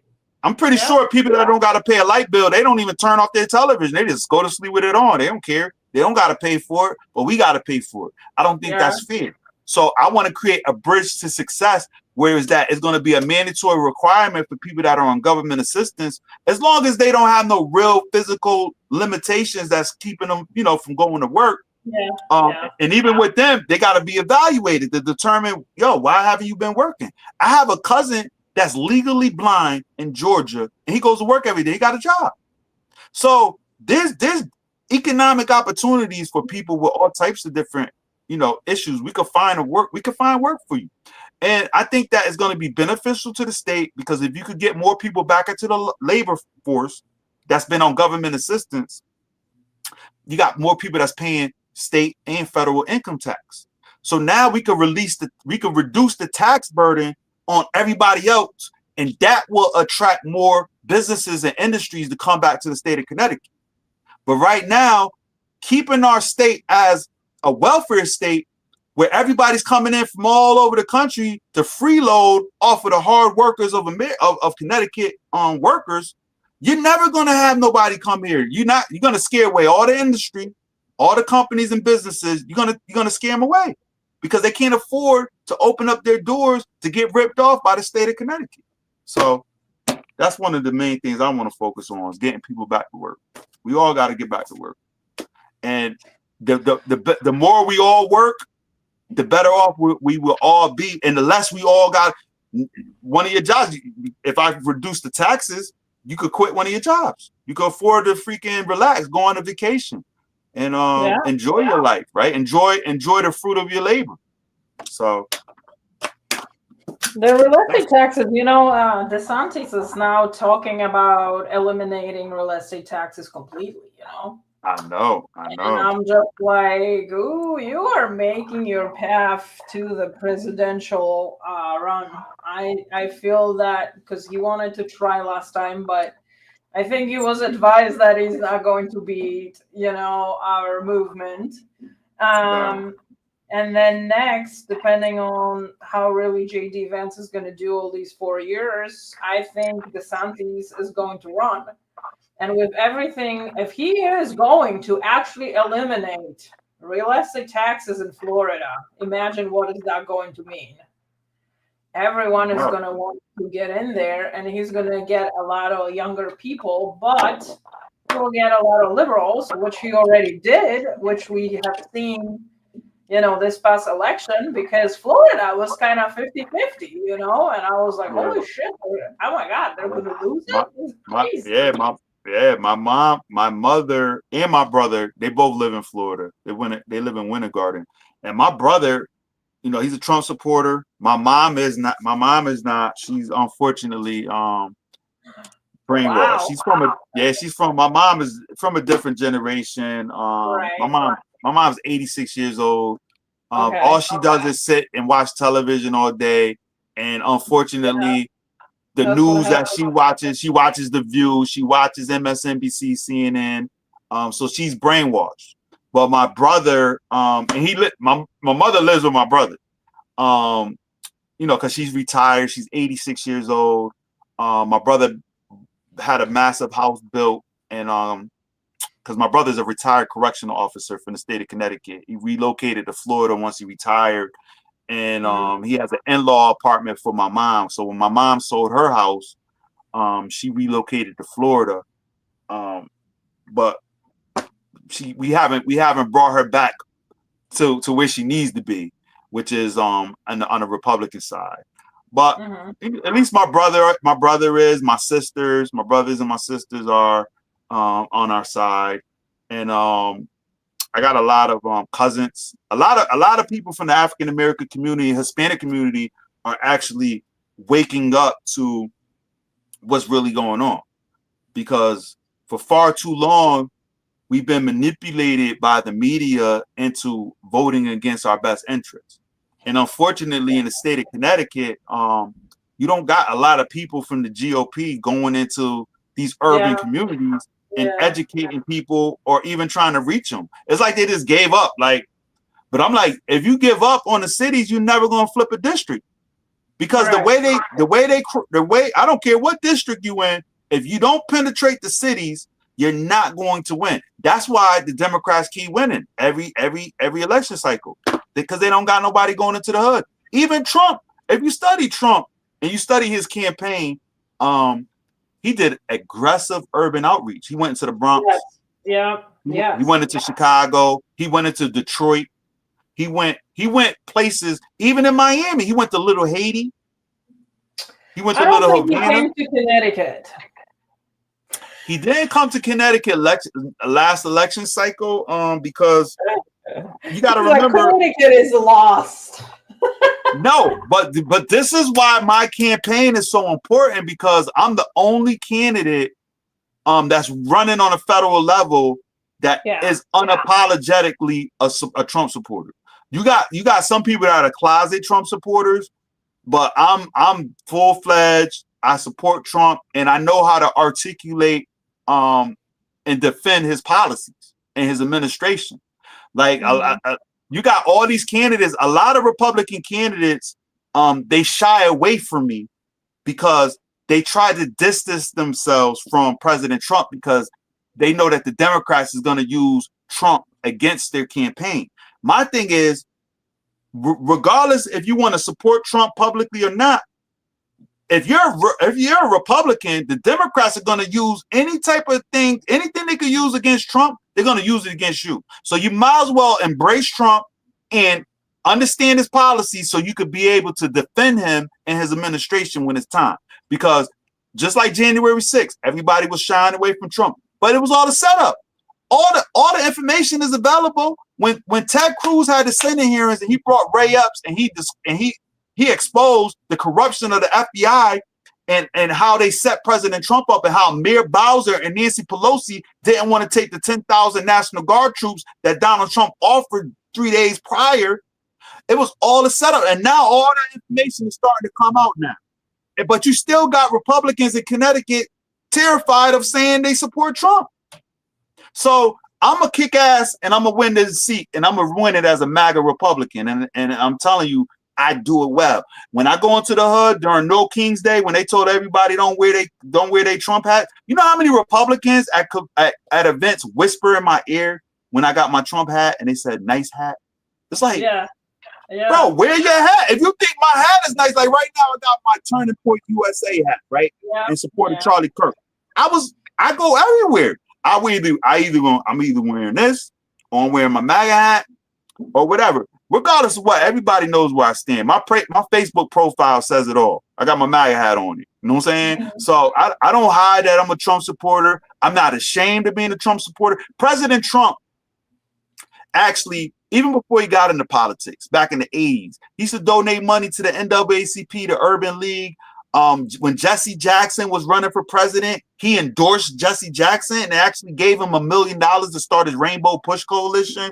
So President Trump was best friends with Muhammad Ali, Jim Brown, all these black athletes and celebrities. Mm-hmm. Donald Trump has never been called a racist until he got involved in politics. So, you know the game. People use this against basically anybody. I think this it really got out of control. You know, I mean, it's been really pushed a lot too far, you know, with, oh my gosh, you offended me with this, that, and the other thing, you know, and I just am like kind of, you know, whatever you say against someone right now, you're gonna call, you know, you're gonna be called a hater or a racist, or, you know, If you're against Israel, you're going to be called one thing. You're against Ukraine, you're going to be called another thing. And it's just like, listen, I can't have my opinion. Like, I got to be racist right away. Nope. You listen. My thing is, when you try to please everybody, you end up pleasing nobody and you lose. You got to stick to your principles, whatever you believe, whether people agree with you or not. That's your belief. I say stick to it. That's what I'm gonna do. When I go to Congress, I'm not gonna sell nobody out. I'm not gonna make everybody happy because it's impossible. You know, sometimes you're gonna have to compromise to try to get something done for your district. You know, like me. My thing is, okay, you want to send money, you want to send hundreds of billions of dollars to Ukraine, but yet you don't want to do nothing for the 5th district. Like Jahana Hayes. I know we're supposed to be talking about this tomorrow, but yes. Yeah. I mean, I'm not gonna get too deep into it till tomorrow, but just to give you a little tidbit, Jahana Hayes, you know, she passed so much legislation to send hundreds of billions of dollars to Ukraine, billions of dollars to Israel, billions of dollars all over the world, but yet my police station in my town of Plymouth, Connecticut, she couldn't get no money earmarked to help them get a new law enforcement department. And it's needed. They got filing cabinets in the bathroom. It's an unsafe situation. Eventually somebody may get hurt in that police station because it's so small and outdated. It's just terrible. So my thing is, because we're a predominantly Republican town, she just disregards us. See, when I become the next U.S. congressional representative in the state of Connecticut in the 5th district, I'm not gonna just cater to Republican towns. I'm gonna look out for the best interests of the whole entire district, because that's what you're supposed to do. You're supposed to represent the entire district, regardless if they voted for you or not. That's like President Trump saying, "Oh, are you a Democrat, Republican?" Before you need help. Like, if anything, I'm gonna try to reach out to Democrats. I'm gonna try to reach out to unaffiliated voters after I win, because I want to let them know that we're all Americans, that we all have to look out for each other. It's about common sense policies, because I know for a fact I'm gonna have Democrats that vote for me. They already told me. So the reason why is because all you gotta do is ask them, you think boys should be in girls' sports? They're gonna be, hell no. You think an 8-year-old has the mental capacity to determine whether or not they want to chop their penis off and become a girl? No. Well, the Democrats do, because that's what they're doing. They're transitioning children in the state of Connecticut. So you know what I'm saying? Drink alcohol till you're 21, or get a tattoo till you're 21, I believe. Nope.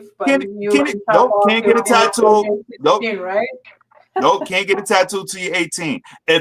Can you imagine an 8-year-old? You know what they would do to a tattooist if somebody went to their shop, an 8-year-old right after school? Yeah. A 3rd grader. Can you imagine a 3rd grader getting off the school bus, going into a tattoo shop and getting a tattoo? What you think will happen to that tattoo artist? His ass is going to jail. It's going to jail, straight to jail. But you know why they allow doctors to mutilate those children? Because they're making millions of dollars from the insurance company. Yeah. Oh yeah. So they'll chop your kid's balls off for some money, or put a freaking breastplate around your teenage daughter, so it put on puberty blockers so her breasts don't grow. Mm-hmm. These people are crazy. They're evil. The bottom line is, we're at war. It's the last days. I'm a Christian. I believe in the Bible. The Bible says we're in the last days. All the signs are there. It's time to fight back.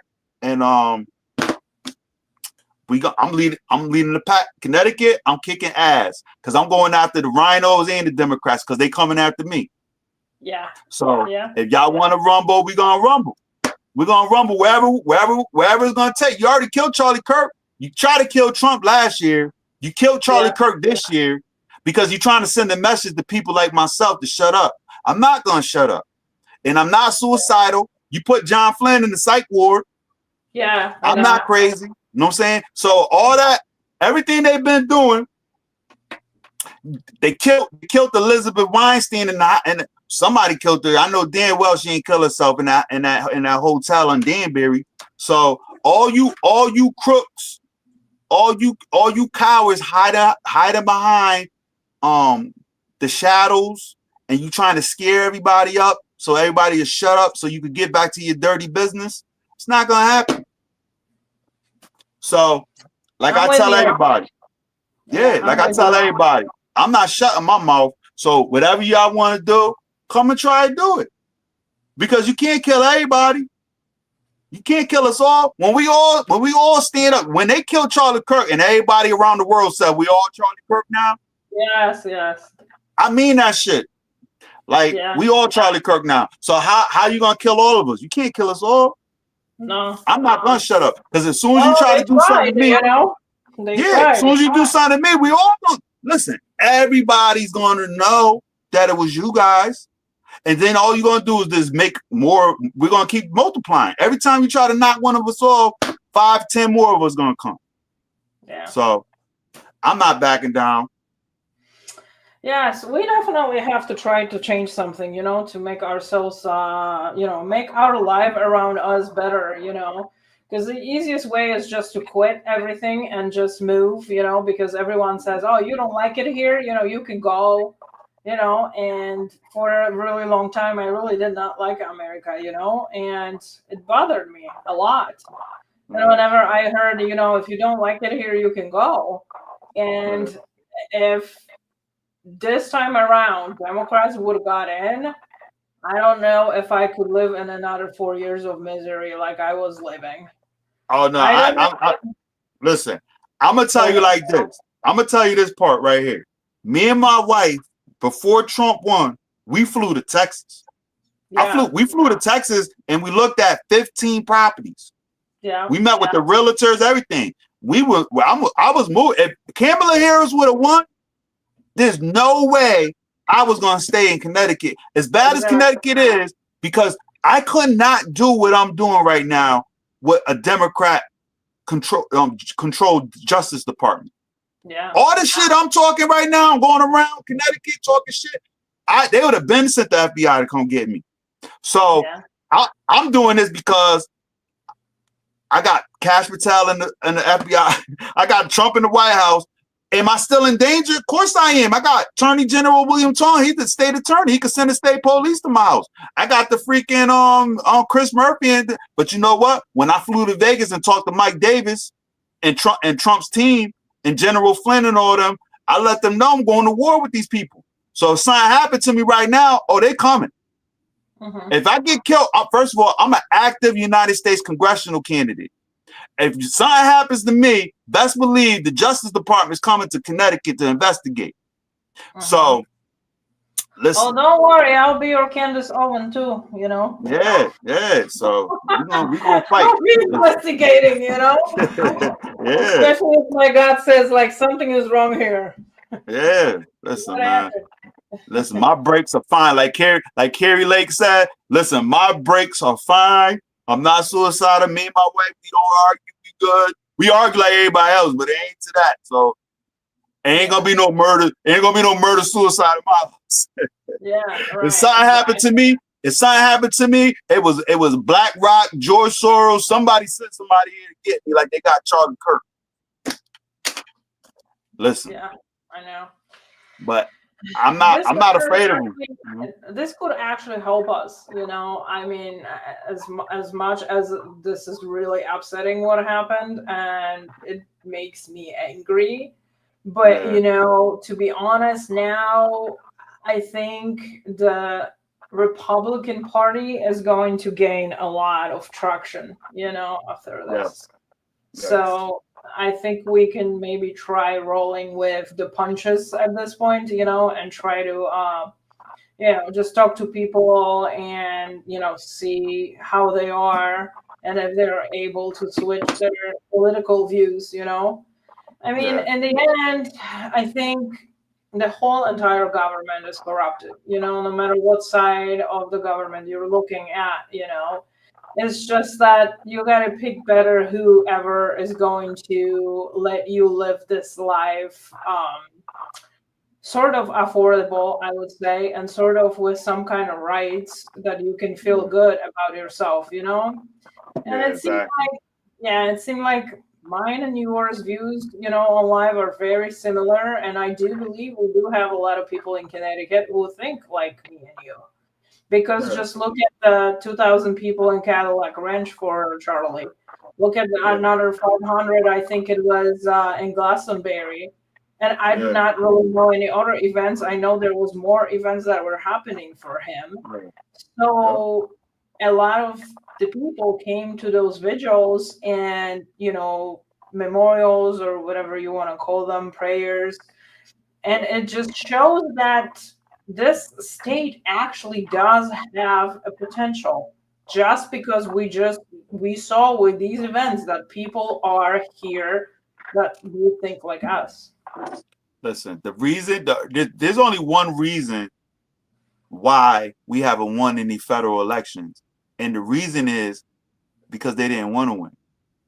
That's why. Yeah, And the yeah. reason why I know that I do they suspect didn't a want to lot of, win. yeah. They I work also they do working together, you know? I do suspect a lot of fooling around with the elections here in Connecticut. Probably not so much with New York, but Connecticut is definitely like, I don't know. It's like 50-50 because how would you even, you know, if you were a person like me, whenever I work with someone, how is it possible they're mostly Republicans? Like I meet people along the way, you know, and I make friends very easily. And Yeah. I usually just, you know, talking about stuff, you can figure it out extremely easily, you know, Yeah. at what side people are, even without asking them. And Yeah. all my clients except one, Yeah. they are all Republican. And I was like, Exactly. how is this possible? And I have Listen, about, I don't know, 25 accounts and whatever. One, you know, listen. is Democratic and they are Jewish. But the This rest of them are literally Republicans. And it was so funny because when Biden was in, I drove with my stickers, with my literally fuck Biden stickers on my car and whatever. And I'm like, I wonder how many houses, how much business am I going to lose because of that? And I did not lose any of my business because I was literally, you know, showing everyone on what side I am. And some of my clients were like, I really like your sticker, you know, and this is how I really figured it out, you know, who they are and whatever. And then when now we're finally in this era of, you know, Kennedy being explosive with all, you know, the CDC bullshit that they fed us this whole entire time and clinical trials that are just not existing and they're telling us stuff, you know, and I kind of like started talking with, you know, the people that I know they are my long-term clients and they're like, we're Republican, you know, like you can't chop off anybody's penis until they're 25. Like I yeah, would never trust yeah, my kid's decision at 18, at 20, exactly. even 21 is like Yeah. questionable. You know, I'm just like, whoa, holy shit, you know, I don't know you were Yeah. like that. Yeah. Yeah. So Yeah. like, These people are crazy. And our state is not a blue state. It's more purple. yeah, And to be honest with you, if you really listen, I'm telling you we're gonna win. And when we win, I'm gonna oh, expose everything because the reason why they want me to shut up and they offer me money to shut up was yeah, because they know I know. They know that I figured them out. I'm like, bro, I go into the hood. The reason why I show pictures and videos of me in the hood wearing a red MAGA hat all the time yeah, is yeah, because I want people to realize that yo, they're lying to you. When they tell you you can't advocate for Trump because the black community or the Hispanic community are so brainwashed, they don't want to, they're lying to you. The yeah, problem is you are not going in here and telling the people what's really going on. I'm explaining to them what's going on. And yeah, they respond because they understand that I'm coming from a place of love and concern, right?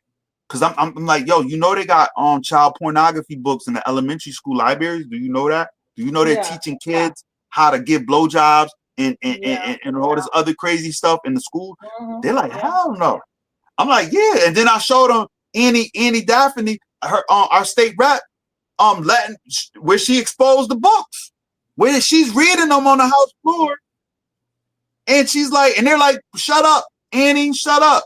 And I'm like, yo, listen, man, this is terrible. This is a terrible thing that's going on in the state of Connecticut, where our own Republicans are too scared to stand up. There's only a handful of us.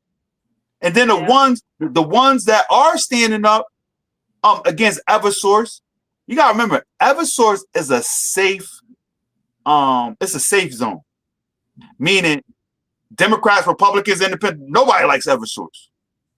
So when you see certain politicians, I don't want to name drop right now until they piss me off, and then we'll come back on and I'll start calling them out. But just read between the lines. The politicians that are complaining about Eversource and the Eversource, that's something safe to talk about. But if you notice, none of them would mention Donald Trump. Yeah. None of them would defend Trump when it comes to what they did to him, right? Yeah. They won't, because it's unsafe. It's unsafe for them politically. But when you talk about Eversource, nobody likes Eversource. It's the biggest utility company in all of New England. Everybody complains about Eversource, so that's a safe topic. But you know why I know these politicians are full of crap? Because when I went to them and I asked them for their help, because I'm like, listen, can you come with me into the hood so we could explain to the people in the hood why their Eversource bill is so high? Because to all the viewers, I just want you to know that don't believe that everybody in the hood is on government assistance. That's some bullshit. Because somebody got to work. Somebody's the garbage man. Somebody's the nurse. You got nurses that live in the hood. You got freaking people that work at freaking corner stores. You got successful people, lawyers. You got all types of people living in the hood. So, and when I say the hood, I'm not talking about rundown neighborhoods. I'm talking about the inner cities, right? The urban communities. I'm asking these so-called advocates for energy reform, or whatever you want to call it, in the state of Connecticut, to come into the hood to explain to these traditionally Democrat voters why it's in their best interest to stop voting for the Democratic Party. And they won't come with me. I'm like, you know what it is? Because a lot of these so-called senators are in comfortable Republican districts, Republican zones, so that the Republicans are going to vote for them anyway. As long as they keep talking about the shit that you're just complaining about a problem. You know what I found out in Connecticut? WWE wrestling, I don't know if you know this, but wrestling is fake, right? These wrestlers create these characters. You have Hulk Hogan, Andre the Giant. When I was a kid, I thought wrestling was real. I thought it was real. I really thought that they were really rivals and they were really, it's not. Yeah, and that's how it is with politicians in the state of Connecticut. They're friends. They're buddies. Some of them probably get paid from Eversource to talk shit about them. Like, all right, just go out there and act like, you're mad. Yeah. They're full of crap. And I'm exposing them. And I'm not going to name drop. I mean, you put it together. Y'all know who I'm talking about. So, but the thing is, I will mention them by name when it's time. Because I'm waiting for them. Because I got people that's primarying me. And I want them to align themselves with the person that's primarying me. Because when they primary me with another rhino and they start endorsing that candidate against me, that's when I'm going to expose them by name. Like, I'm talking about, I'm going to be doing Facebook Lives. I might make the T-shirts with their faces on, with the cross going through them. Like, I'll trust me, I'm going to expose them. They better leave me alone. Senators, I suggest you leave me alone. Don't bother me. Don't come in my arena. When they mention Jonathan the Barrows in the 5th district, say, listen, I'm mind my business. The same way you're afraid of Donald Trump and you stay away from Trump, stay away from me. Yeah. You either gonna either support me or get out of my way. But if you endorse a candidate against me, I'm gonna have a field day with you. Oh yeah, yeah, and your governor candidate and his state senate record. Oh, I'm gonna have a blast. Yeah, I have a blast, bro, because I got all the receipts. See, the thing about it is, I'm going to real quick share your link for your donation page. okay, so cool. We're gonna get on that as well, because obviously you need tons of money to be able to run all of this. So if anyone wants to help flip Connecticut red, so maybe in the future presidential elections, we can be red and add maybe electoral votes. I don't even know how many do we have. Do we have 7? I can't remember. Electoral votes for Connecticut. It's either 2 or 7. I can't freaking remember. But if we all just donate to you, $10, $5, $3, $25, whatever possible, it will allow you to run your campaign, and obviously that will go to a campaign. It's not like this is a scam or something like that. Nah, it's going to the campaign. I got a trustworthy treasurer. I got my campaign is most of it. I've been funding it myself, but I've been getting small donations from people, and I appreciate everything that people have been giving. Let me tell you a little bit about my campaign so you'll understand how far I came in this short period of time, in 7 months of running. I was already invited to the White House by the Trump administration. I met with Lynn Patton, who's the deputy assistant to President Trump and his urban outreach team. Lynn Patton is she's like a daughter to President Trump. Very close friends with his kids. Been involved with Trump and his organization for close to 30 years prior to him getting in politics. And she's a Connecticut native. She's from New Haven, Connecticut. African-American woman. I already went to the White House. Like I said, I've been on Newsmax. On John Bachman's show. I got a public endorsement by Reese on the radio. I've been on numerous podcast interviews, including this one with Agnes, Polish Agnes, who is a strong champion for MAGA. And when we flip this seat, seat red, I'm definitely going to shout out and I want y'all to come with me to Washington, D.C. when I win. We're going to celebrate, and I'm definitely going to introduce Trump to everybody that was instrumental in helping us to be successful and giving him and the people of Connecticut another seat. Matter of fact, our first seat in Washington, D.C. in over 20 years. So it's going to be exciting, man. I just need everybody to back me, because the state party is not backing me. They're not giving me a dime. And they're actually looking for candidates to run against me to split the delegate votes to keep me off the ballot. But it's gonna be difficult for them to do. As long as I just need support. We can it's a grassroots movement. I'm running on the Republican line. We could support our own self. Like, if everybody donates $20, $5, $10, $20, it's not gonna break your back. It's not gonna break your wallet. And let me break this down to you. There's 21 United States congressional districts, from Connecticut all the way to Maine, all of New England. Every single one of them are controlled by the Democrats. We have the chance to flip the first U.S. congressional district in New England red. Now, you might say, well, how are you going to do that? The way they rate our congressional districts is called the Cook, like you're cooking food, partisan index rating. That's how they rate the districts in the whole country. Our Cook partisan index rating is a D+3. The D stands for Democrat, because we're in the Democrat district, right? If it was a Republican district, it'd be an R. So, give you an example. Fairfield County, which is Greenwich, Bridgeport, Norwalk, Stanford, that's District 4. That's U.S. Congressional District 4. U.S. Congressional District 4 has the most Democrats in all of Connecticut. Their Cook partisan index rating is a D+13. Our Cook partisan index rating for District 5, which includes the cities of Meriden, New Britain, Danbury, Waterbury, and all the various different towns surrounding. Our Cook Partisan Index rating is a D+3. We have the only D+3 rated district in all of New England. We got the best chances of flipping a seat in all of the whole entire Northeast. All I need to do is to convince, right? Wake up 40% of the cities of the urban vote.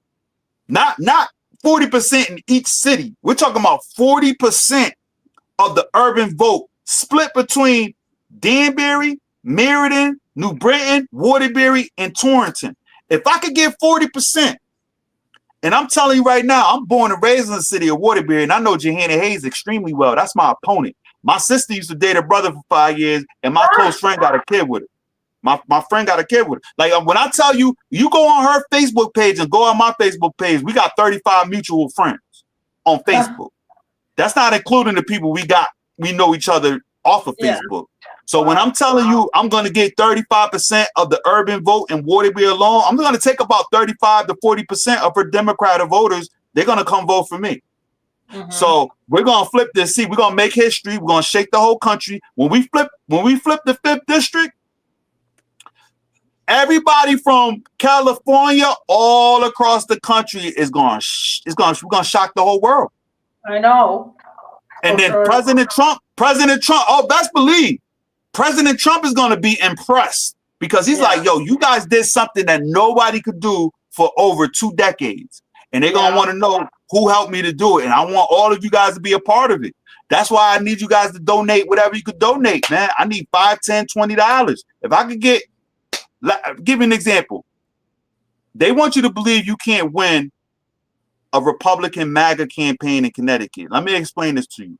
Nikki Haley, who ran against Trump in the primary in the state of Connecticut, Trump got 78% of the Republican vote in the Republican primary against Nikki Haley.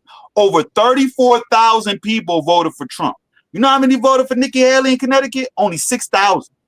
If I could get those 34,000 plus people to donate $20 to my campaign, that's close to that's over $500,000. That's $650,000.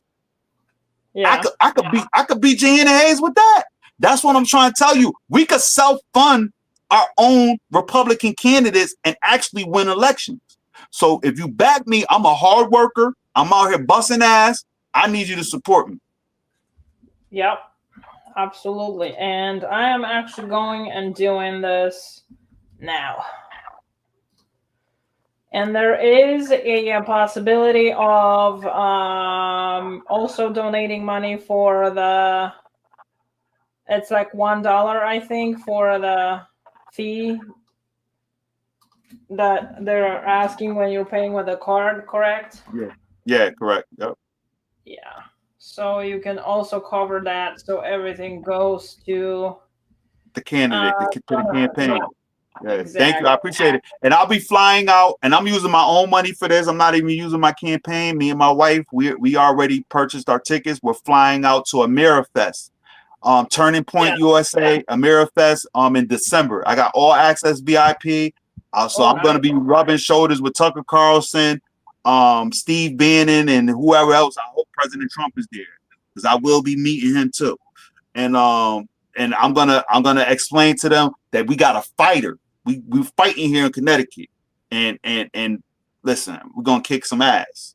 So everything that I'm doing is to bring attention to the campaign so that we could get the help that we need to flip this district red, and we're gonna shock the world. And I just need you guys to be a part of it. I need you to help me out. We're gonna get it done. Yeah, I agree. I already flew out to Vegas. 2 months ago? I was with Roger Stone, General Flynn. I was. You seen the pictures? I was with Mel K. I was with Laura Logan. All access VIP. We was talking, having conversations, creating dialogue. I spoke to Rudy Giuliani. He wants to have me on his podcast. Unfortunately, right after we met, he was in a terrible car accident, but he's recovering. And I will be reaching back out to Rudy Giuliani. Yeah. and Mel K and Laura Logan, and like I said, we got to help each other out, Yeah.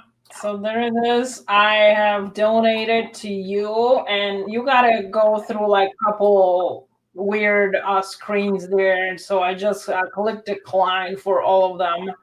But here is my donation. I sent you 25, and you can see it Oh, right thank you. here. Oh, that's awesome.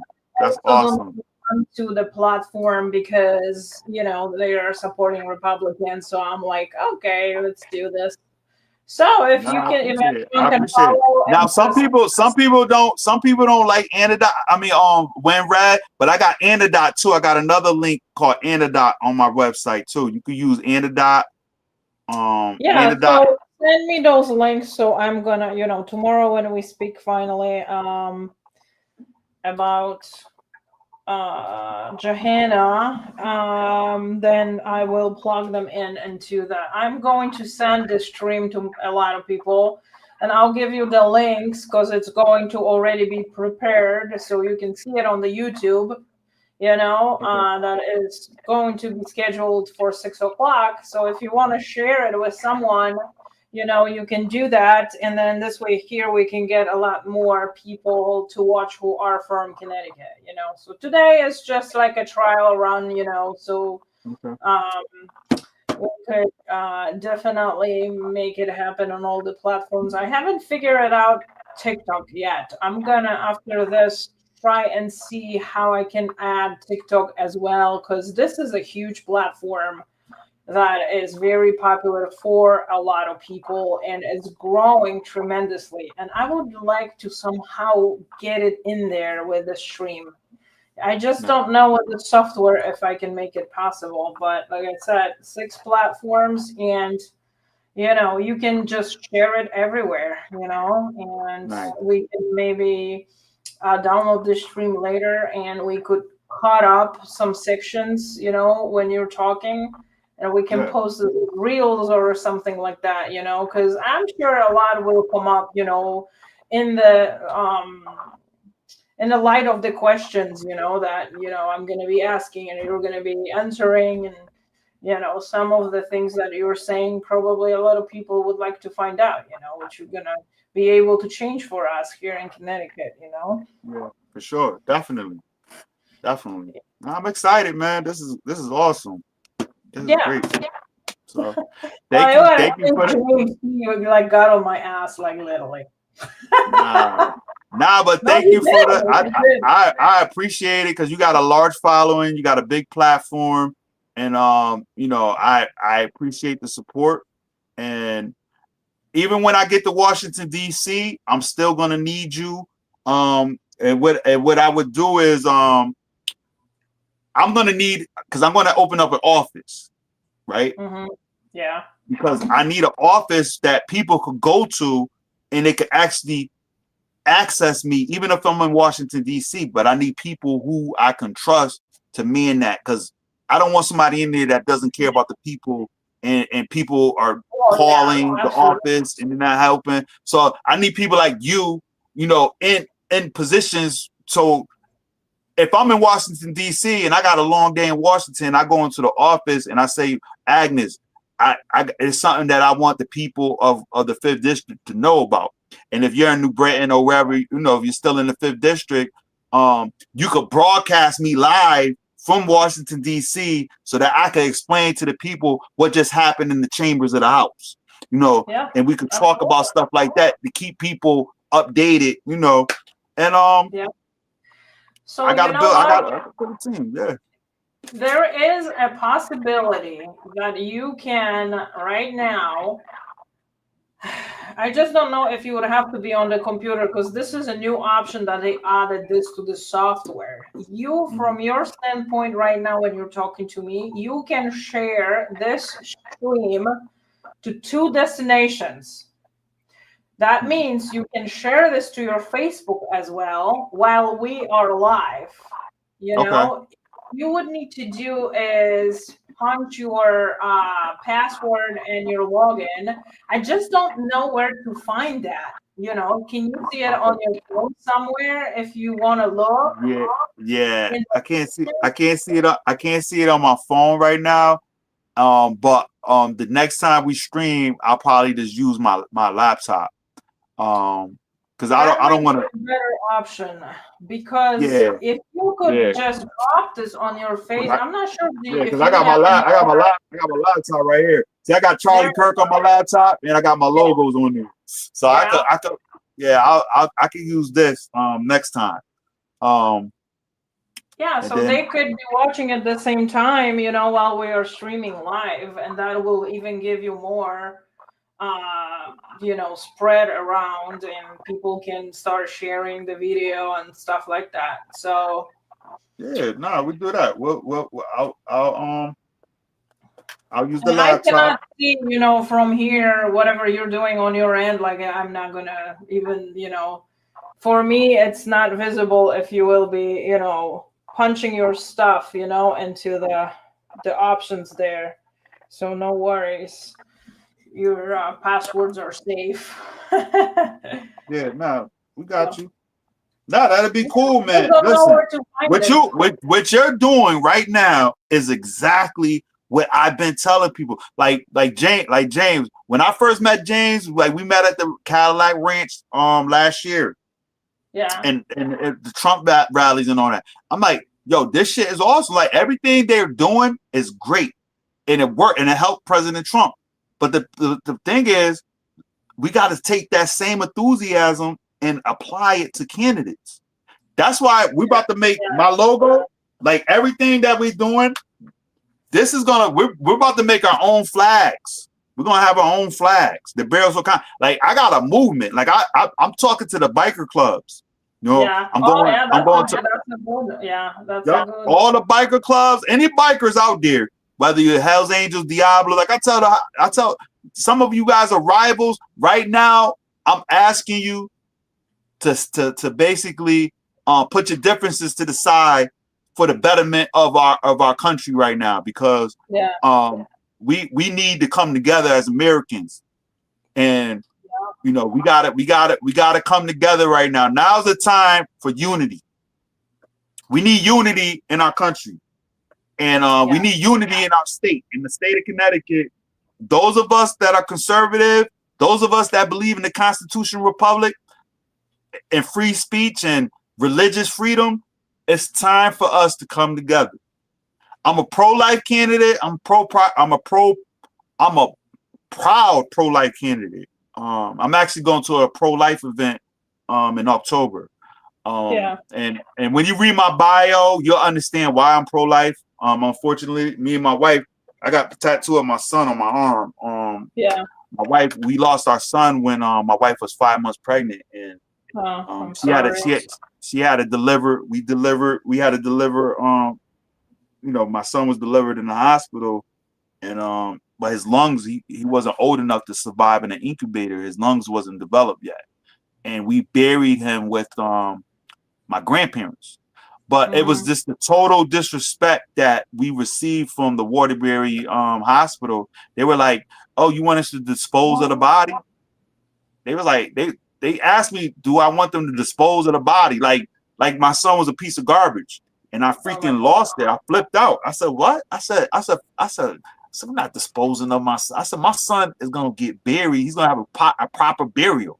We buried him with my grandparents. He has a tombstone. He's with my grandmother and my grandfather. Like you're not.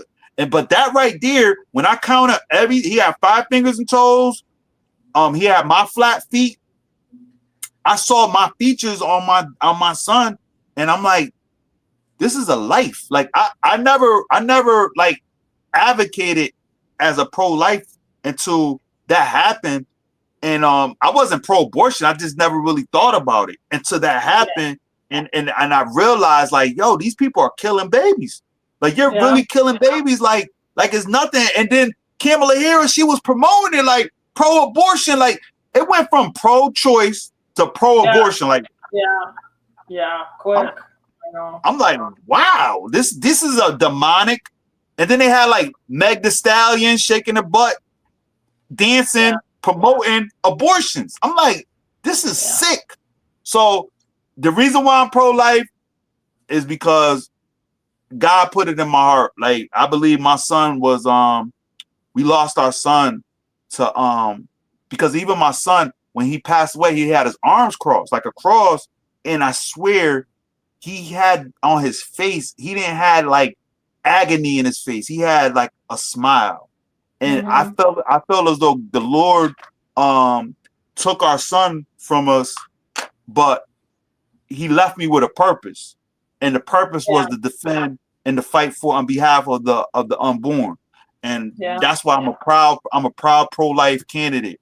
And I won't compromise on that. So yeah, whenever someone talks to me about abortion, I always tell them, do you understand that abortion is not going to, cancel your pregnancy? What abortion is, or like wipe it off, like that, like never existed. What it's going to do for you is going to make you a mother of a dead child. Yeah, exactly. And that's how I feel. And, I just, obviously people do have a lot of different situations, but I believe if you really, really, really don't have a possibility of raising a kid, there is so many families that would die to have a child.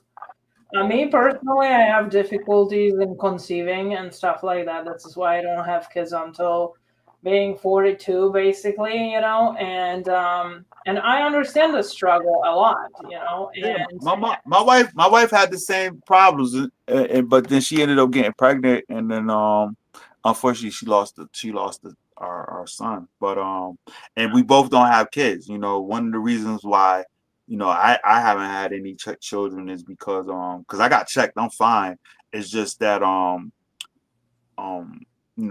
if you read my bio, I was wrongfully incarcerated when I was 30 days after my 18th birthday for a self-defense situation. And then I did 19 years in prison. So when I was finally released from prison, wow. after I received the full pardoning, my conviction was overturned by the Court of Appeals because the state had withheld evidence in my case. It was a self-defense situation. Wow. A gang member attacked me with a loaded firearm, and I was forced to use deadly force. And the Democrat appointed district attorney actually withheld a loaded firearm that they found connected to the deceased perpetrator. They hid that from the jury in my trial to get a murder conviction. And then my conviction was later overturned by the Court of Appeals once they discovered that they actually had the loaded firearm connected to the deceased perpetrator in their possession. My conviction was later overturned, and I received a full and absolute pardon from the state of Connecticut. And now I'm a licensed carrier. I'm a member of the NRA. I'm a member of the USCCA and the CCDL, and I carry everywhere I go. So I'm a proud and firm advocate for 2A rights. I gave a podcast called Lock and Load from prison to politics. That's on YouTube. Yeah, man. So I've been through a lot. I got a interesting backstory. So I go on my website. My website is DeBarrosforCongress.org. My last name is D as in David, E as in Edward, B as in boy, ARROS for Congress.org. That's my webpage. And you'll read my bio. You'll see I got links. I got links to my Newsmax interview. I got links to From Prison to Politics for my Lock and Load podcast. It's a bunch of information. You'll see a link to our district so you can see what cities and towns I represent. It's 41 cities and towns. I got a contribution link on my webpage for you to go and donate money through WinRed as Agnes just did. And also we have a link for Anodot if you want to donate through Anodot. And they go to my bank account, Chainbridge Bank, down in Alexandria, Virginia. It's a well-known bank that's very secure. and a lot of U.S. Congress people use this bank, and U.S. senators. And I have a reliable, independent campaign treasurer. Now, previously, he wasn't, and we got him removed immediately. And the person that I got is a Christian, a proud patriot, and very honest and trustworthy. So everything's gonna be safeguarded, and we're in good hands. And like I said, my church, I go to church at Calvary Life Church in Cheshire, Connecticut. Calvary Life Church is an awesome church. Our pastors don't play that nonsense. They're not. You could, and if you guys are streaming from outside of Connecticut or outside of the area of Cheshire, you could actually check out our church on Calvary Life Church in Cheshire, Connecticut. I think it's called Calvary Life Family Worship Services on YouTube. We broadcast, we stream live every Sunday morning at 10 a.m. And my pastors do not play that gay stuff and all that nonsense, the corruption in government. My pastor's going after. Listen, we expose everything because we're at war. And my church is very secure. We got security in our church. Just put it like that. If you come in our church and you think you're gonna do something to my pastors or anybody in our church, you will be put down. We will put your ass down in that dirt. So we don't play. We protect our community, our church community. We got former FBI agents in our church, law enforcement in our church, military men in our church, and you'll see them walking around with their earpieces. We got people outside the church, around the perimeter. It's a safe environment. We don't play. So that's why I'm proud. That's why I could say what church I go to confidently with no problem.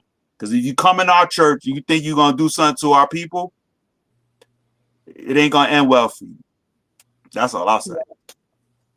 So. All right, Jonathan, I'm gonna kind of end this because it's been 3 hours now for me. Oh, sorry about that. But thank you, though. That's fine. I think we did really have a good talk, and let me prepare all of this properly and distribute it, all over the place so we can get more Connecticut people tomorrow. And then let's talk again. Let's move the topic with Johanna Hayes and what's going on with her and how is she no good for us, here in the state. And so tomorrow we can talk some more. So let's meet at 6:00. We'll do live, and then you have as much time as you want to express everything you have in your heart for Connecticut. Okay, thank you. I appreciate it. Change. Yeah, of course, absolutely. Anytime I can help, I always will try as much as I possibly can, because I did the same when Trump was getting in, and I believed I can change something with this camera. This is why I started it. And let's just continue and see what we can do here. Okay. All right. Cool. Thank you. All right. God bless everybody. Stay safe. Thank you so much for showing up. I appreciate it. All right. And then we'll talk tomorrow. And thank you so much, everyone, for joining. 47 people, like the whole time, has watched you speaking and talking to me and talking to them. So I think that is pretty awesome for the following. We'll see later on how many people is going to actually watch this. But, tomorrow is going to be more important stream, because it's just going to be all about you, and it will start, politically. So it will be more interesting. Okay, cool. All right, guys. I'm going to say goodbye. It's late now. Take care and come back at 6:00. Thank you so much for being with us. And I love you guys. Goodbye.